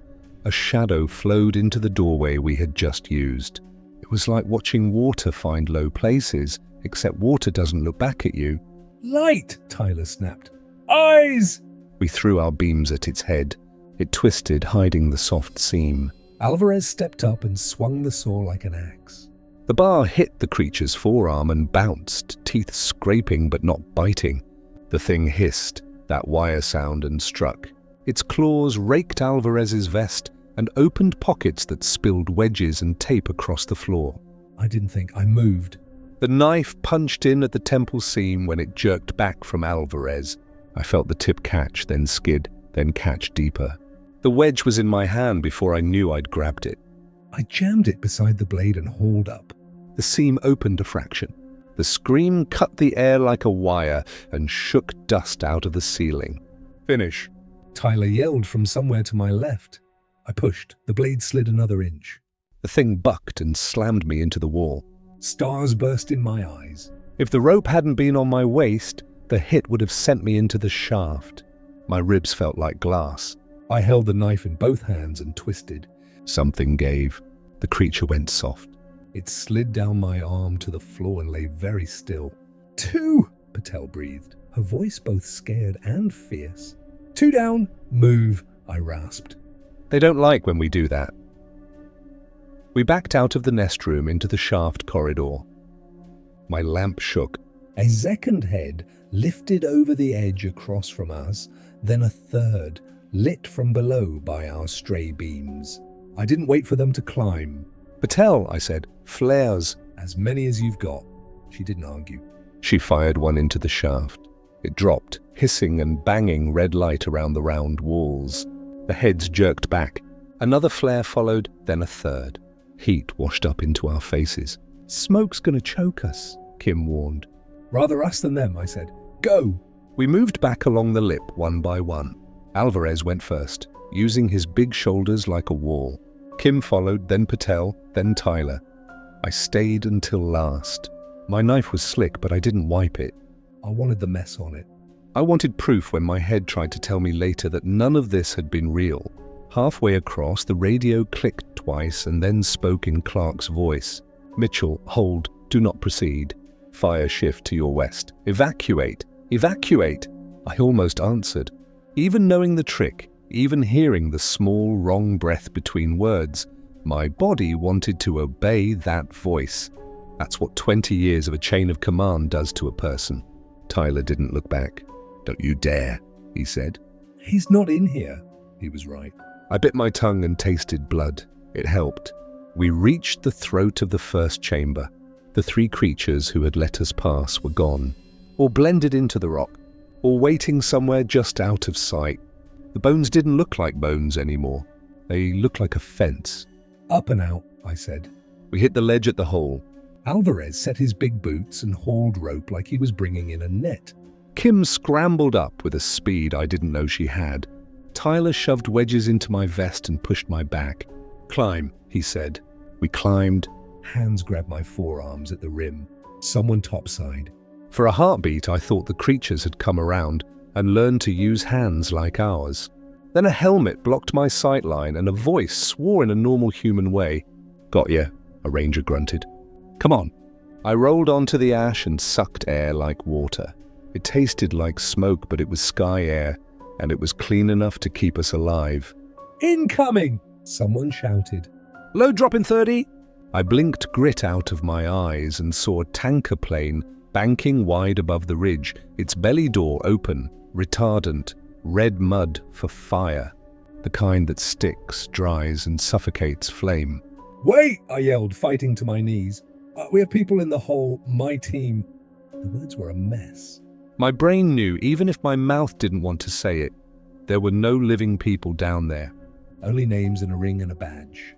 Clark's face appeared over me, jaw set, eyes bloodshot. He'd come himself. "You made it out," he said. "Good, back!" "Seal it," I said, voice hoarse. "Seal everything." He held my look a long second. I saw the fight inside him. Then he motioned to the spotter with the panel. The panel dropped. The plane dipped. A red curtain fell from the sky and hit the hole like a wave. The first splash missed the rim and painted the rock. The second load went straight in, a wet roar that filled the hollow. Steam blasted out and threw ash into our faces. The air tasted like chemicals and iron. My skin burned where it touched. From inside the hole came a sound I will never forget. It wasn't a scream this time. It was a chorus, high, low, many voices at once, twisted by the shape of the cave to make chords our ears weren't made to hear. It echoed up and out and across the black trees and made the hair on everyone's arms stand up at the same instant. The sound cut off like a switch flipped. Silence fell so heavy we could hear the retardant drip and patter as it settled. Then a single click came from the radio at my shoulder. Click, pause, click, pause. It kept time while we stared at the dark mouth that was now a red mouth. "Again?" Clark said softly. The spotter dropped the panel. The tanker made one more pass. The second curtain, thicker, heavier, fell full across the opening and coated the slope below like frosting. The hole vanished under weight and color.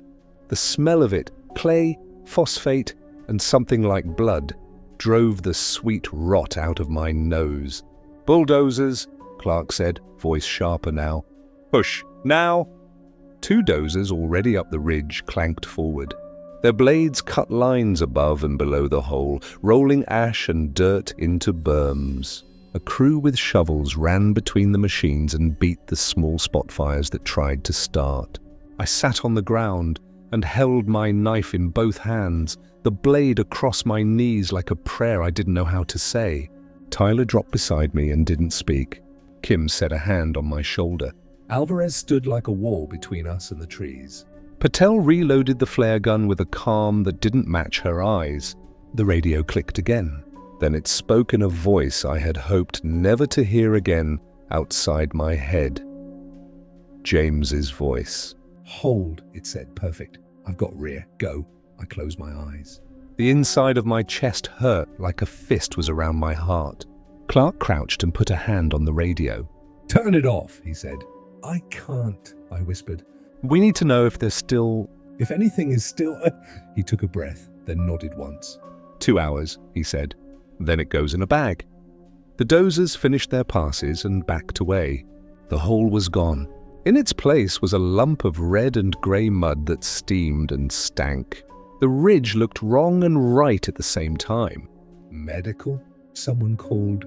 We've got a laceration. Alvarez blinked and looked down. His vest was sliced where the claws had opened his pockets.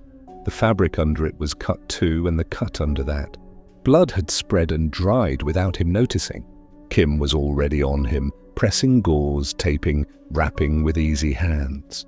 He didn't flinch. He stared at the place where the hole had been and didn't see his own body. Pressure's good, Kim said after a minute. You're lucky. Alvarez didn't answer. He just touched the fresh bandage like he was making sure it was really on him, then found his saw again and stood taller. Tyler tilted his head and frowned. You hear that? I listened. At first I thought it was wind in the pines. Then I heard the difference. It was softer than wind and came in little eddies. You could almost see it move if you looked sideways. It was sound crawling along the ground like mist. Learning the mud, Tyler said. Learning the weight. Figuring out if they can dig. They can't, dozers, Patel said.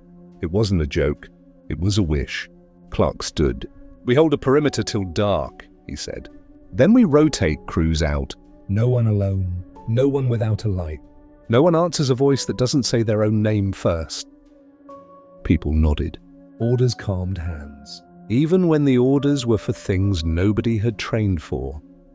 The sun pushed a pale disk through the smoke and dropped toward the far ridge. The world turned the color of old coins. Crew swapped out.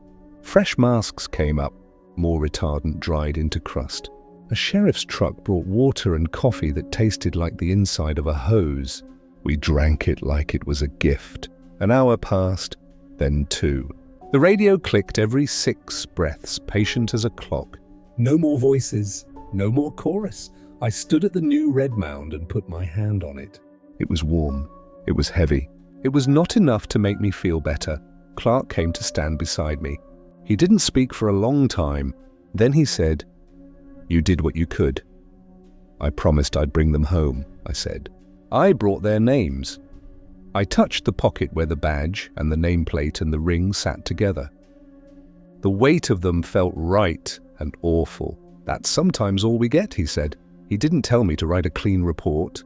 He didn't tell me not to talk. He just stood there until my breath stopped hitching and went back to hurting in the old, normal way. Tomorrow, he said, heavy equipment will cap this and the slope below. We'll make it a line on a map no one crosses. And next season? I asked. When the wind is right and the trees are dry and the voices learn new tricks. He looked at the dark trees. Next season we listen to the people who were there. The sky dimmed. The first real shadows layered on top of the smoke shadows. People moved closer to their lamps without being told to. Night was the creature's world. We'd taken a mouth from them. There would be more. Sonia's helicopter thumped over the ridge and swung a slow circle, her landing light washing over the red mound. It made the retardant shine wet and ugly. For once I liked ugly, Mitchell, Sonia said in my earpiece. I got your mark. You want a last sweep? Do it, I said. If anything moves, make it wish it hadn't.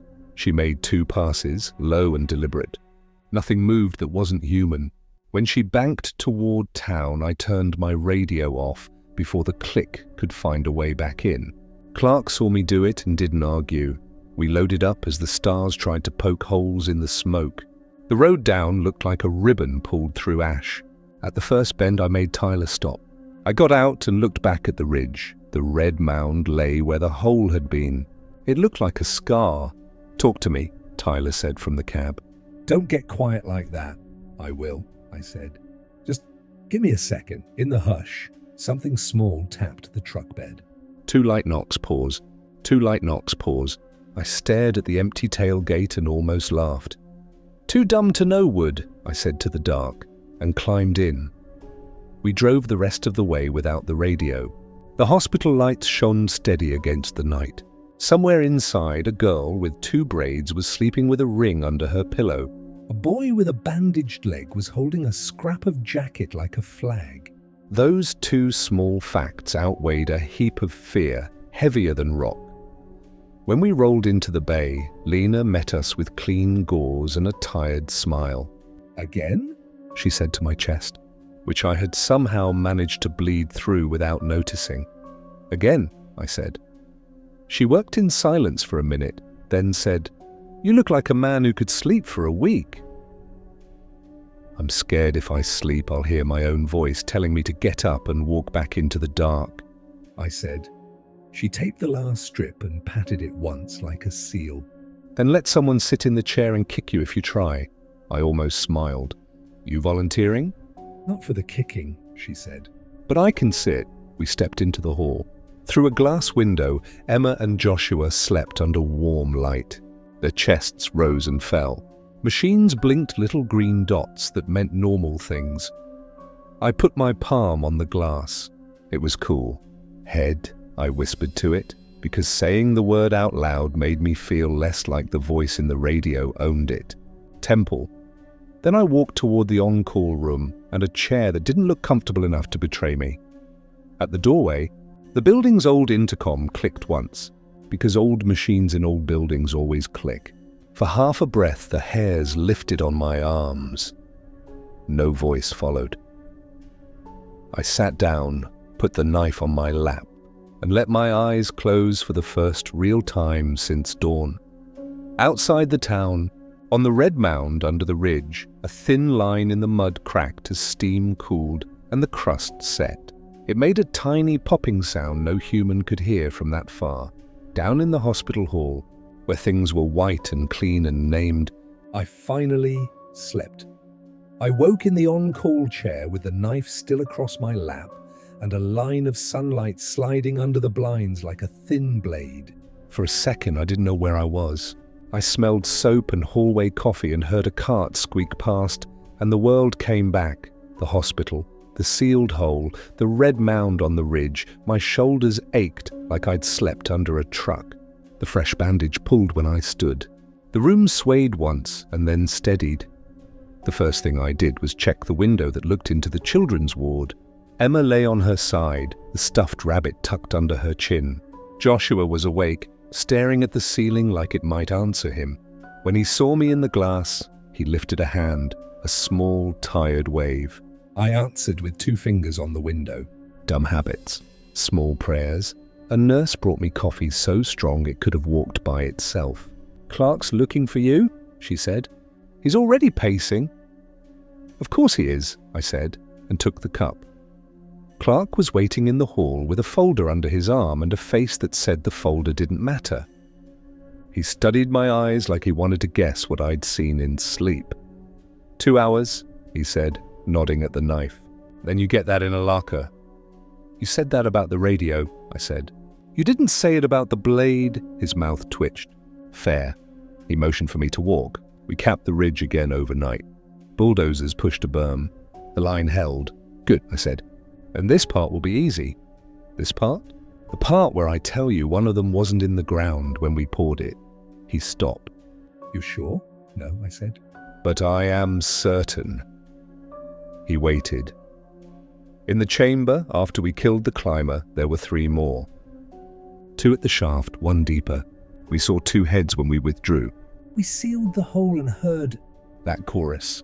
It didn't sound like 2. Could have been echoes, he said. Maybe, I said. Or maybe one learned a new way to sound like many. His jaws set again. What do you want? Light patrols on the edges, I said. Not in the burn scar, outside it. Creek crossings. Logging roads. Any place where ash turns back into green. And no one goes alone. Not even to take a leak. The crews will say we're being paranoid, Clark said. Tell them I asked, I said. I'll take the heat. You always do. he said, but I heard a scrap of respect under the tired. We were quiet a few steps. Then he said, lower, there's something else. Night shift up on the east line heard chatter after midnight. Not words. Not the usual broken signals. He glanced at my face. Clicks in pairs. I didn't answer. I didn't need to. He handed me the folder anyway. Inside were printouts of the official report drafts, wildfire fatalities, extreme thermal conditions. Unstable terrain. There were no words for claws or for voices that wore your name like a mask. I can fix the wording, Clark said, but I can't write monsters. I don't need you to, I said. I just need you to listen to your crews when they say they hear things. He closed the folder. I'm listening. We passed the children's door on the way back. Joshua was sitting up now with a pencil and paper. He drew shapes in short, hard lines. Emma's eyes followed his hand, like she was willing the picture to be right. Clark caught the look on my face. Go, he said. I'll give you 10. I pushed the door with my shoulder and stepped inside. Joshua didn't stop drawing. He held the paper like it mattered. I'm making the trees, he said. The broken ones. Let me see, I said. He turned the page. He had drawn a line of pines snapped at the same height, like a fence. He'd shaded the tops darker and the bottoms black. In the white space between, he had drawn tall shapes, not as bodies, but as empty places. No lines, just outline. It was the best anyone could have done. Shadows that erased what they were near. Emma held something under her blanket. When I sat on the bed edge, she lifted the corner and showed me the ring. I kept it where it can't fall, she whispered. That's a good place, I said. Joshua's pencil scratched. Do you think they're gone? I didn't look at Clark's folder. I didn't look at my bandaged arm. I looked at Joshua. I think one is, I said. I think one is not. He nodded like that lined up with the weight in his chest. They don't like the light, he said. But they don't stop when it's dark either. No, I said. They hunt smarter when it's dark, he swallowed. If it comes here, it won't, I said. Not to this room. Not to this town. Well, make sure. He looked at the knife and then at me. You said that before. And I meant it then too, I said. And I brought you a ring. He glanced down at the ring, then back up. The look in his eyes was older than 8. Bring me more, he said. Bring me names? I will, I said, and hoped I didn't lie. By noon, the smoke thinned enough that you could see a pale circle where the sun should be. Tyler met me by the truck, a new bruise blooming along his jaw like a map of the ridge. Clark told me about the clicks, he said, handing me a bottle of water. He wants us to run the creek road and the east spur. Eyes out, radios off unless we speak first. Good, I said. We'll take Alvarez. Already in the back, Tyler said. Alvarez stuck a hand out the tailgate and waved without smiling. His vest was patched with white tape where claws had opened it. The saw sat beside him like a dog that would bite if told. We rolled out past houses with flags on short poles and sprinklers ticking. We crossed the school with its empty yard and the church with the handwritten sign that said, "Thank you, firefighters." A boy on a bike saluted us for real. I raised a hand back and felt like a thief. The creek road followed water that ran shallow and brown with ash. Alder branches hung low where heat had kissed them. The burn scar ended 60 yards upslope. Below that, the grass was only singed. Deer tracks crossed the mud where they'd cut for water and gone back higher than they should. Animals don't read maps, Tyler said. They read fear, I said. And distance. The radio on the dash was dark. We kept it that way. Still, when the wind swung wrong and slipped through a culvert, I swear I heard a tiny double click in the cold air under the road. Alvarez rapped the cab twice. Pause twice. I looked in the mirror. He pointed upward. On the far slope, between two trees that still wore green, a tall something stood just inside the dark edge of the burn. It wasn't moving. It wasn't watching the road. It was watching the line where black became color, like a man stares at a fence he built. I slowed. Tyler lifted his binoculars and then lowered them without comment. Do we stop? No, I said. We're not in the right place for a stand. Too many trunks. Too many angles. It's not moving, Alvarez said from the bed. It's letting us know it knows, I said. We rolled on. I didn't check the mirror again. If it wanted us, it had the legs. We hit the east spur and climbed to a turnout where you could see half the valley. Smoke lay in folds, thin enough now that the far ridge showed blue. Somewhere out there, the red mound dried into crust. Somewhere under it, the hole pushed back against weight the way a jaw sets against a hand. The sheriff's radio on Tyler's belt chirped once. He stared at it like it was an animal that might bite. Then a voice came through, tinny and breathless. Unit 7 copy? Tyler pressed transmit. Raven support, go. Lost contact with Ranger 2. Last ping at mile marker 12 on the North Loop. 2-person crew. They went quiet 20 minutes ago. 20? Tyler said. Dispatch tried direct. Nothing. We're at the spur, I said, taking the mic. We can cut across the service road and hit the loop in 8. Copy. Sending Unit 3 from the west. Caution advised. Caution. The word felt thin. I turned the truck. Gravel popped. The service road was narrow and rutted. A stump reached for the muffler and missed. We hit the loop at 9 minutes, bounced through 2 blind turns, and found mile 12 where the paint on the marker looked fresh and wrong at the same time. No ranger truck. No crew. Just a set of boot prints and another set that were longer, spread wider. The ground was still damp from morning drip. The prints on top were new enough to shine. Radio, Tyler said. I lifted the mic. Dispatch, we're at 12. No vehicle. Tracks east, Unit 3 2 minutes out, Dispatch said. Say again, 2 minutes. I set the mic down. Alvarez, take left. Tyler with me. Quiet and fast, we moved into the trees. The prints ran straight between alders, across a shallow drainage and up a low cut where crews had dragged hose days earlier. The long prints didn't wobble. They ate ground. My gut tightened. We found the ranger truck 50 yards farther, off the road, and nosed into brush. The driver door stood open. A radio handset lay in the dirt, cord pulled thin and broken where it had been yanked.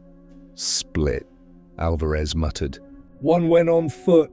Both, Tyler said, pointing to the ground. 2 sets of smaller boot prints broke off the first line. One scuffed like someone had been dragged. The other ran. Names, I said, mostly to keep my brain from filling in faces. We need names, a voice called from ahead. A real voice, human. Here, we ran. Unit 3 came through the brush from the other side at the same time. 2 deputies with batons out. We nearly collided. One of them pointed into a tangle where a fallen fir made a low tunnel. The first ranger sat inside it, knees to chest, eyes wild. A woman in her 30s. Mud smeared one cheek. She held a handful of ash like it would help. Where's your partner? I asked, low and steady. Down there, she whispered, pointing with the ash hand toward a short drop into a gully. It chased him. It used my voice. It used your voice. She blinked like waking. It used his voice. She pointed at a deputy she didn't know. How long? Tyler asked. She stared at the ash. 20 minutes? Maybe less. It told me to wait. It told me to wait. Her breath hitched. So I hit. Good, I said. That's good. You're alive because you did. We slid down the gully. The second ranger lay at the bottom, on his back, eyes open. His radio was gone. 4 long cuts had opened his jacket, but they were shallow. He was breathing fast. Don't move, I said, kneeling. Talk to me. It learned my name, he said. It said it like it had used it all its life. Then it laughed. His voice cracked. It laughed like a bird. Kim would have had a better answer. I did the best I could. You're safe now. I checked his pulse and pupils. He flinched when a twig snapped on the slope. The 2 deputies formed a V at the lip, batons out. Alvarez stood to the left of them with the saw like a post. Tyler scanned the trees. The woods did their old trick, making standing trunks look like bodies. The bodies we feared knew that trick and used it. The radio on the deputy's shoulder chirped. Then Clark's voice said too fast, "Hold perimeter, hold," and twisted into my voice on the same breath. Head, temple. The deputy almost answered by reflex. I reached up and clicked his transmit off. "No one speaks unless the speaker is in front of you," I said. That's the rule. We waited. The woods made small sounds. A water drop fell off a leaf and hit another, a bright tick that made everyone jump. A bird pulled up from the drainage and beat past my ear in a blur. Then the gully's far wall moved. Not all of it, just a slice where the shade was deepest. A tall shape peeled off the darker part and took one step into our light. It didn't come closer. It had learned us. It turned its head not at me or at Tyler, but at the ranger on his back. Its mouth opened and made a sound low and steady, almost gentle, a copy of a human hum. Lullaby without notes? A mother with no words. No, I said. And louder, no, I stood. My chest hurt where the bandage pulled. My legs felt like I'd borrowed them from the hospital chair. I stepped to the bottom of the gully and lifted my knife so it could see what I carried. Not here, I told it. Not today. Its head tilted. Its chest rose and fell in a slow way that wasn't breath. Then it did something I hate more than the scream. It smiled with only the top half of its mouth, like a person faking happy for a photo. It stepped backward and dissolved into the trees. We held still for a full count of 60. The ranger on the ground started to shake then, the way the body shakes when the danger goes out and the heat drops. The woman under the log started to cry without sound. The deputies looked at me. Alvarez finally let out air. Tyler's eyes stayed on the place where the shade had moved. Up, I said at last. Back to the trucks now.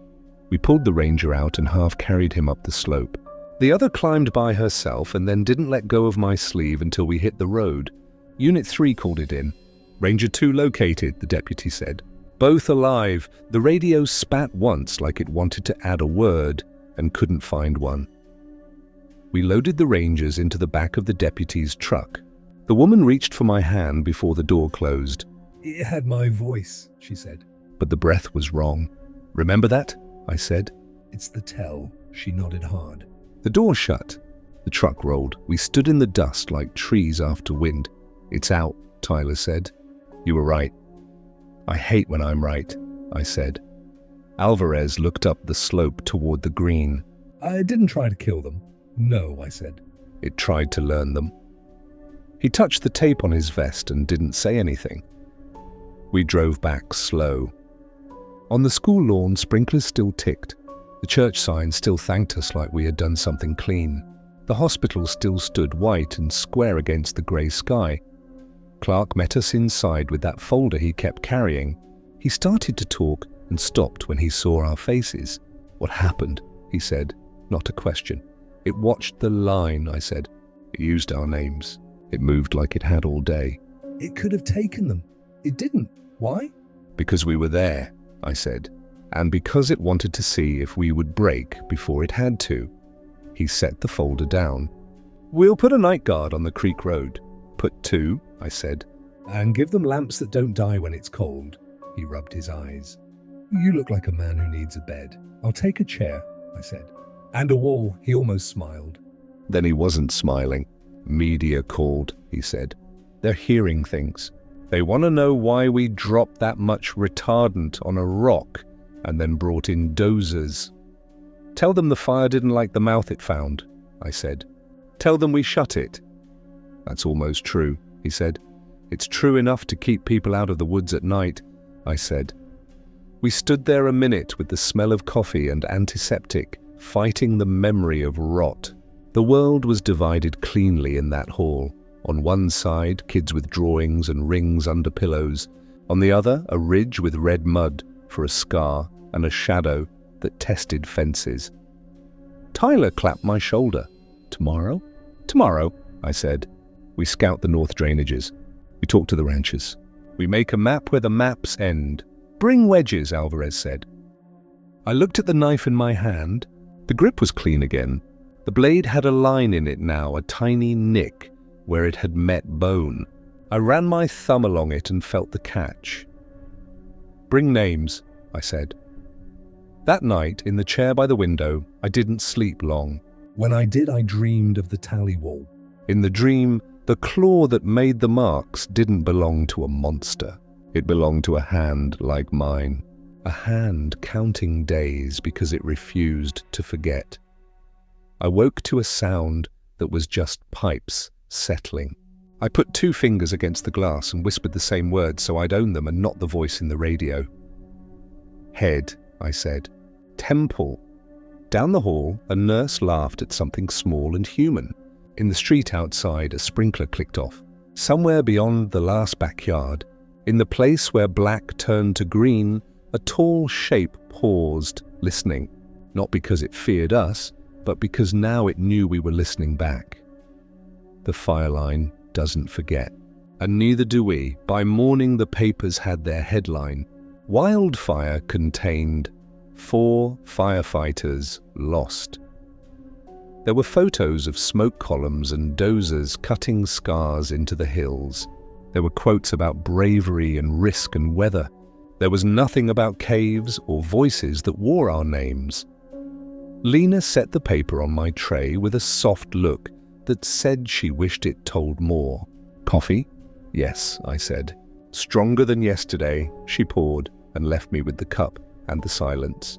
I read the article twice, then folded it small and slid it under my bandage packet. It felt like hiding something precious, even though there was nothing in it I wanted to keep. Clark walked in a minute later with that folder under his arm. He always had the folder now like a shield. They printed before the second drop, he said. Tomorrow they'll say we mopped up. And after that, I said, they'll stop looking at the ridge. He didn't deny it. You should be resting. I rest fine when I'm moving, I said. How many reports last night? He stared, knowing what I meant. 2 power flickers out by Miller Creek. Substation tripped and came back. Patrol log from the North Loop. Strange gap between check-ins. 10 minutes of nothing, then sorry, he must have hit a dead spot. He didn't hit a dead spot. What did he hit? I asked. Fear, Clark said. Or a voice that sounded close to home. I set the coffee down. I need to see the kids. He held my eyes a second, then nodded toward the hall. 10 minutes. Joshua was awake when I pushed the door with my hip. He had another paper on his knees and the stub of a pencil that left more wood than lead. Emma sat beside him, careful not to jostle his bandaged leg. Their grandmother dozed in the chair with her mouth a soft line. What are you drawing? I asked. He turned the paper. 2 tall shapes stood at the edge of a green field, not coloured in, just outlined. Between them, he had drawn a small square like a door with nothing behind it. Over their heads he had sketched little marks in rows of 4. Tallies, he said, touching the rows. Like the cave. Where's this? I asked. He shrugged. Outside. Not where the fire was. Near a fence. I didn't see it. I just felt it. Emma climbed off the bed and came to my side like a little shadow.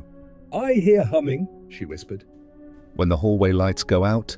Not singing, just humming. Do you hear it now? I asked. She shook her head. Only at night. When the dark is bigger, it's not coming here, I said. We're watching. Are you leaving? Joshua asked, eyes on my knife. Not without saying where I'm going, I said. Not without coming back, he nodded once. He believed me because he needed to and because I kept showing up. That matters more than neat stories. Tyler found me by the bay with a map spread over the hood of his truck. Alvarez leaned against the bumper with a thermos and a quiet face. The map had circles and lines drawn in pen, creek crossings, ranch roads, the place where we found Ranger 2. Livestock report came in early, Tyler said. 2 ewes dead out by the Greeley place.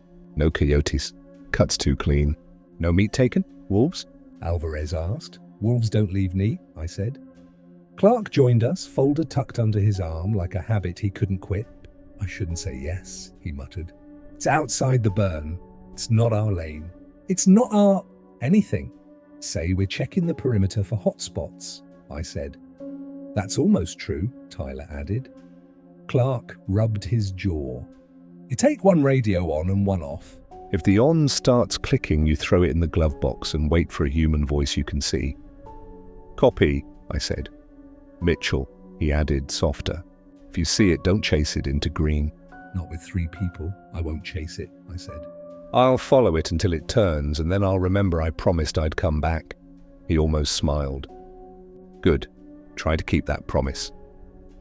The Greeley Ranch sat on a flat beyond the last line of burned pines. A creek cut the pasture in two, slow and brown. A windmill leaned a little like it was tired of turning. In the distance you could just see the red line of retardant painted on the far ridge, a strange bruise against the forest. Mr. Greeley met us at the gate. He wore a hat that had seen every kind of weather and a face like carved wood. "Coyotes?" he asked without hello. "Maybe," Tyler said, even though we all knew. "Coyotes don't open without eating," Greeley said, leading us toward the back pasture. "Coyotes don't peel skin, they tear."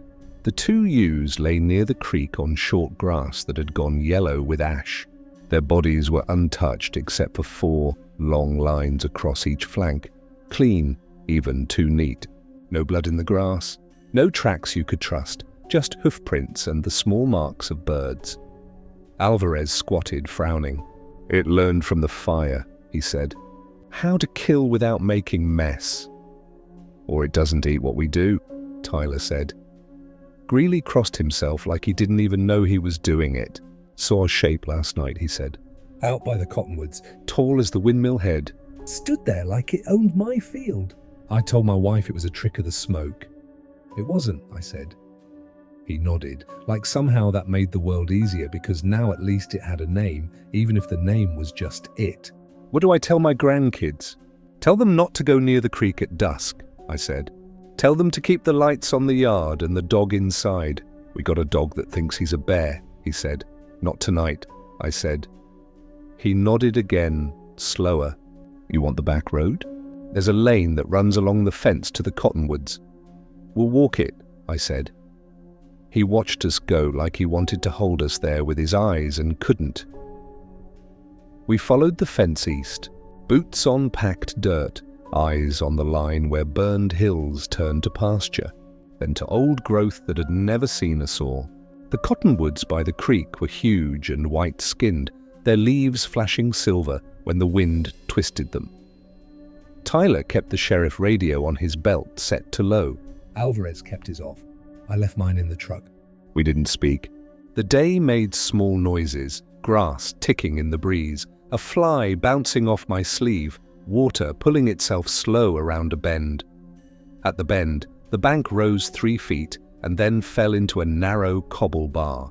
The cobbles were a scatter of wet grey ovals.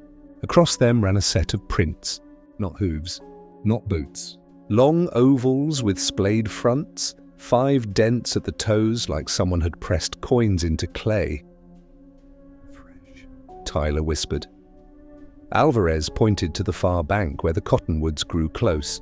At the base of one trunk, the bark carried 4 smooth grooves, long, even, the top ends polished where something's claws had slid.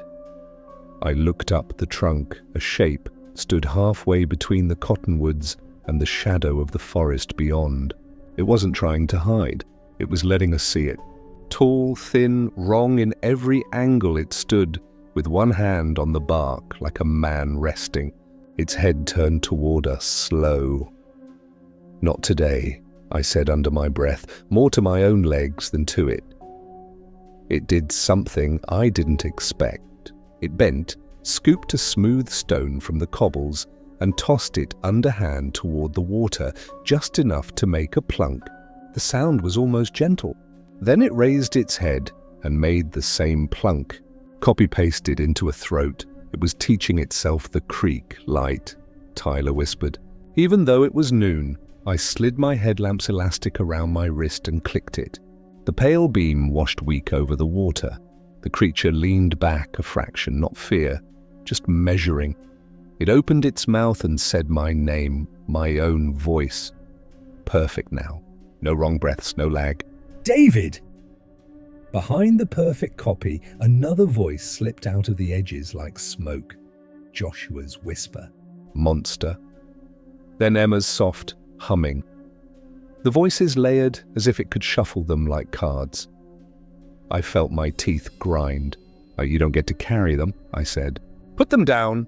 Alvarez lifted the saw a little, a reflex without a plan. Tyler took one slow step to the left, widening our base. The creature's head tracked him and then came back to me. I'm not sure why it liked me. Maybe because I was the one who'd cut into its family. Maybe because my name had the rhythm it preferred. Back, I said. Into your trees. It lifted its hand from the bark. The claws left 4 bright lines like chalk in the white skin of the cottonwood. It took one step closer to the water and stopped at the edge. I realized then it was testing the line, how near it could come without crossing over into our side of the creek. Just like last time at the meadow, when it had herded us into open ground where we had nowhere to hide, now it wanted to see if it could make us move in the day. I didn't move. It tilted its head. It kept not moving. We stood like that for a full minute, the world holding its breath with us. A hawk called somewhere far away. A fly landed on my nose and left. Water bent around stones with its patient sound. Then the radio on Tyler's belt chirped. Not a click, a call. Unit 7 status check. Tyler raised a finger without taking his eyes off the shape, then pressed transmit. 7-3 on foot at Greeley Creek, East Bend. Visual on a tall unknown. There was a beat of dead air. Then Clark's voice, tired and clipped. Do not engage. Repeat, do not engage. Maintain line of sight and fall back if it moves. The creature listened. It didn't understand words. It understood tone. It made the chirp by itself. Perfect. And then Clark's voice came out of its throat with the wrong weight. Not the sound, but the decision behind the sound. Do not engage. It gave the words back to us like a mirror that didn't love what it reflected. Anger helped. It burned hot and clean. Head, I said to it, not yelling. Temple. I tapped my own temple with the knife hilt once. It watched the movement as if cataloguing a tool. Maybe it could learn everything but that. It stepped back. Not much, enough. Then it did another thing I didn't expect. It turned away, not to the deep forest, but along the green edge where burned hills touched untouched shade. It kept to the line like a road. It didn't rush, it flowed. We could track it, Alvarez said. For how long? Tyler asked. Until it wants us in a place we don't know. Until the light drops. I tasted the answer and hated it. We let it move, I said. We put eyes on every place this line touches. We make a fence out of people who won't break when it plays our names. We watched it until the trees hid it for good. We waited another 10 minutes because patience is also a fence. Then we walked back to the truck by the fence line like normal people on a normal day. Greeley met us at the gate, reading our faces again. Well, it's not your coyotes, I said. Lock your barn. Keep the dog inside. String more lights along the yard and leave them on. What do I tell my grandkids? He asked again. The truth, I said. Tell them there's something tall in the trees that copies sounds. Tell them to come inside when they hear their own names in the field. He nodded, as if telling the truth, even this ugly truth, gave him back a small piece of the land. Clark didn't talk when we rolled into the bay. He just led us to the conference room and shut the door. The folder stayed under his arm. He didn't need it now. Report, he said. We gave it to him straight, ewe carcasses, cottonwood claw marks, the thing at the creek, the stone toss, the voice. When we finished, he stared at the map like he could bend the ridge to his will by squinting hard enough. It won't stay in one place, he said finally. The hole is sealed. It learned a new line, green to black. It will hunt the border. It will test our gaps. It wants to see how we move, I said. It wants to learn our days. It wants to know the places we call safe. He looked at me like I'd said the part he didn't want. And you? I want to know where it sleeps, I said. I want to find what the hole looks like above ground when it doesn't have a cave. I want to know if it uses drainages or ridges or power corridors. I want to learn it faster than it learns us. You want to hunt it, he said, and did not make it a question. I let the words sit in the room. The clock on the wall ticked. Down the hall, a cart squeaked. Somewhere below us, in the ER, a baby cried once and then didn't. I can't walk into a normal life knowing it stands in cottonwoods and tries my name on for fun, I said. I can't hike a family trail and listen to a creek the same way. If I try, I'll jump at every branch that creaks. I'll make myself crazy. Or worse, I'll pretend it's gone and let somebody else learn the hard way. It's not your job anymore, Clark said, softer now. You resigned. I resigned from your paperwork, I said, not from the thing in the trees. He looked at the folder like it might give him an easier answer. When it didn't, he exhaled and sat like a man setting down weight. If I say no, you'll go anyway. I didn't argue. He pressed his palms together, fingers steepled under his mouth. You won't have a budget. You won't have a badge. You'll have people who trust you because you brought 2 kids out of a burning forest and because you brought names where bodies couldn't come. Sometimes that's enough, I said. Tyler leaned forward. I'm in, Alvarez grunted. Me too. He didn't say more. He didn't need to. Clark stared at the 3 of us. Then he reached into his folder and pulled out a small, sealed evidence bag.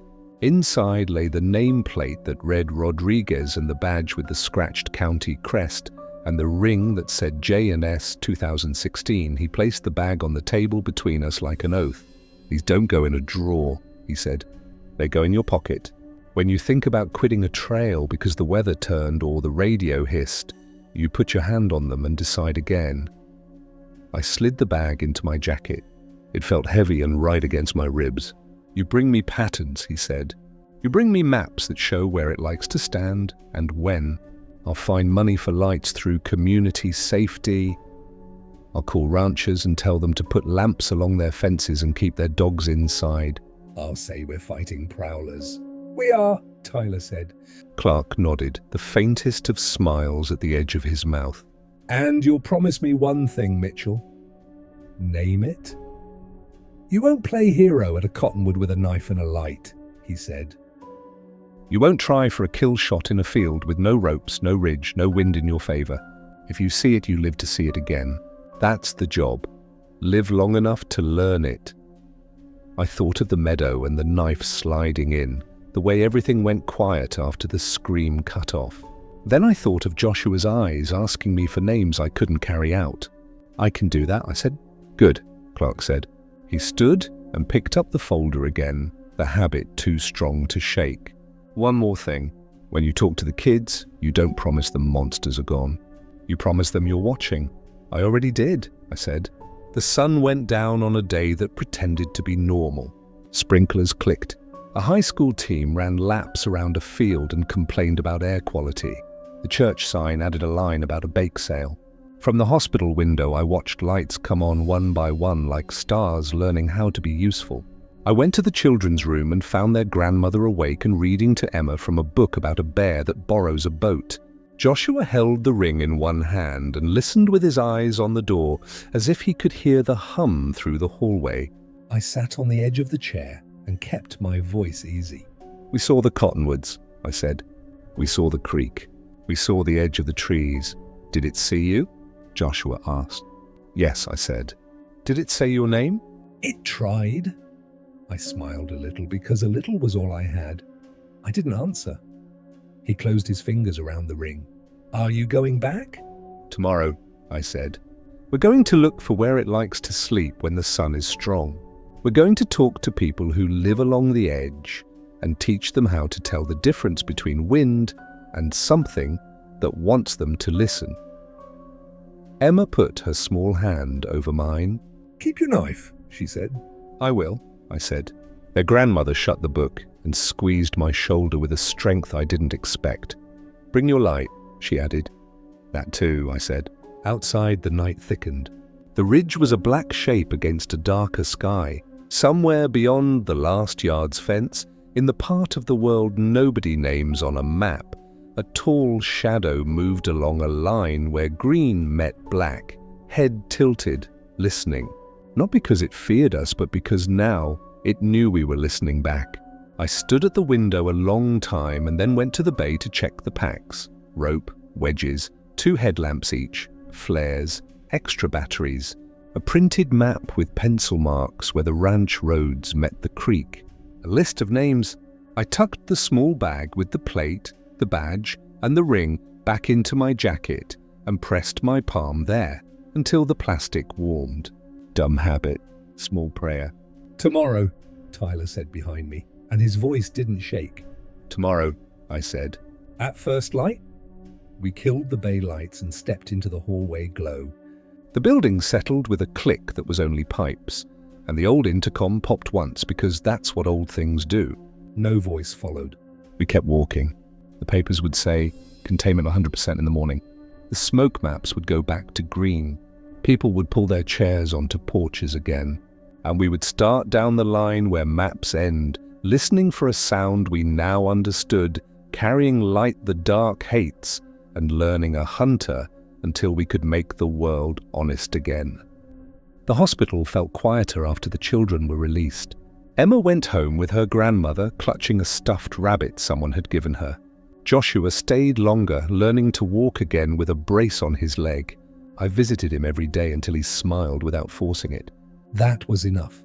The department sent medals, folded flags, and words carved into stone. James, Thomas, Michael, Christopher, heroes on paper, names on plaques. But the true story, the one that lived in the dark places of the forest, stayed buried. Clark made sure of that. One evening he came to my room without his folder. That was new. He stood by the window looking out at the parking lot lights. The fires will start again next summer, he said. Drier, hotter. That's the way of things now. And them? I asked. He shook his head. Maybe they burned. Maybe they moved. We don't know. We may never know. I didn't argue. The truth sat heavy in my chest. I had seen one die, but I had also seen another walk away. Creatures like that didn't vanish with flame. They waited. They learned. When I was cleared for release, I packed a small bag, clothes, the badge and nameplate Clark had given me, and my knife, polished clean, but scarred forever. I didn't say goodbye to the nurses. I just walked out into the cool morning air and breathed without smoke for the first time in months. Joshua's words stayed with me. They hunt like wolves. Wolves don't stop. They circle, test, and come again. If the world thought the fire was over, that was fine. Better, maybe. But I knew the truth. Somewhere beyond the blackened ridge, in the untouched green, the second creature still lived. And maybe others too, waiting for the next storm, the next spark, the next wildfire to open their path again. I climbed into my truck, map spread across the passenger seat, circles drawn in pencil along the border of burned and unburned forest. Tomorrow I would drive north. Next week, maybe west. I would follow fences, talk to ranchers, listen for stories whispered like campfire smoke. The job had changed, but it wasn't over. The fire had taken my team, but it had also given me a duty no one else could carry. I started the engine, headlights cutting into the dawn mist. Behind me, the town woke to another ordinary day. Ahead, the forest waited. Black scars, green shadows, and something watching from the line between them. And I would be there, listening.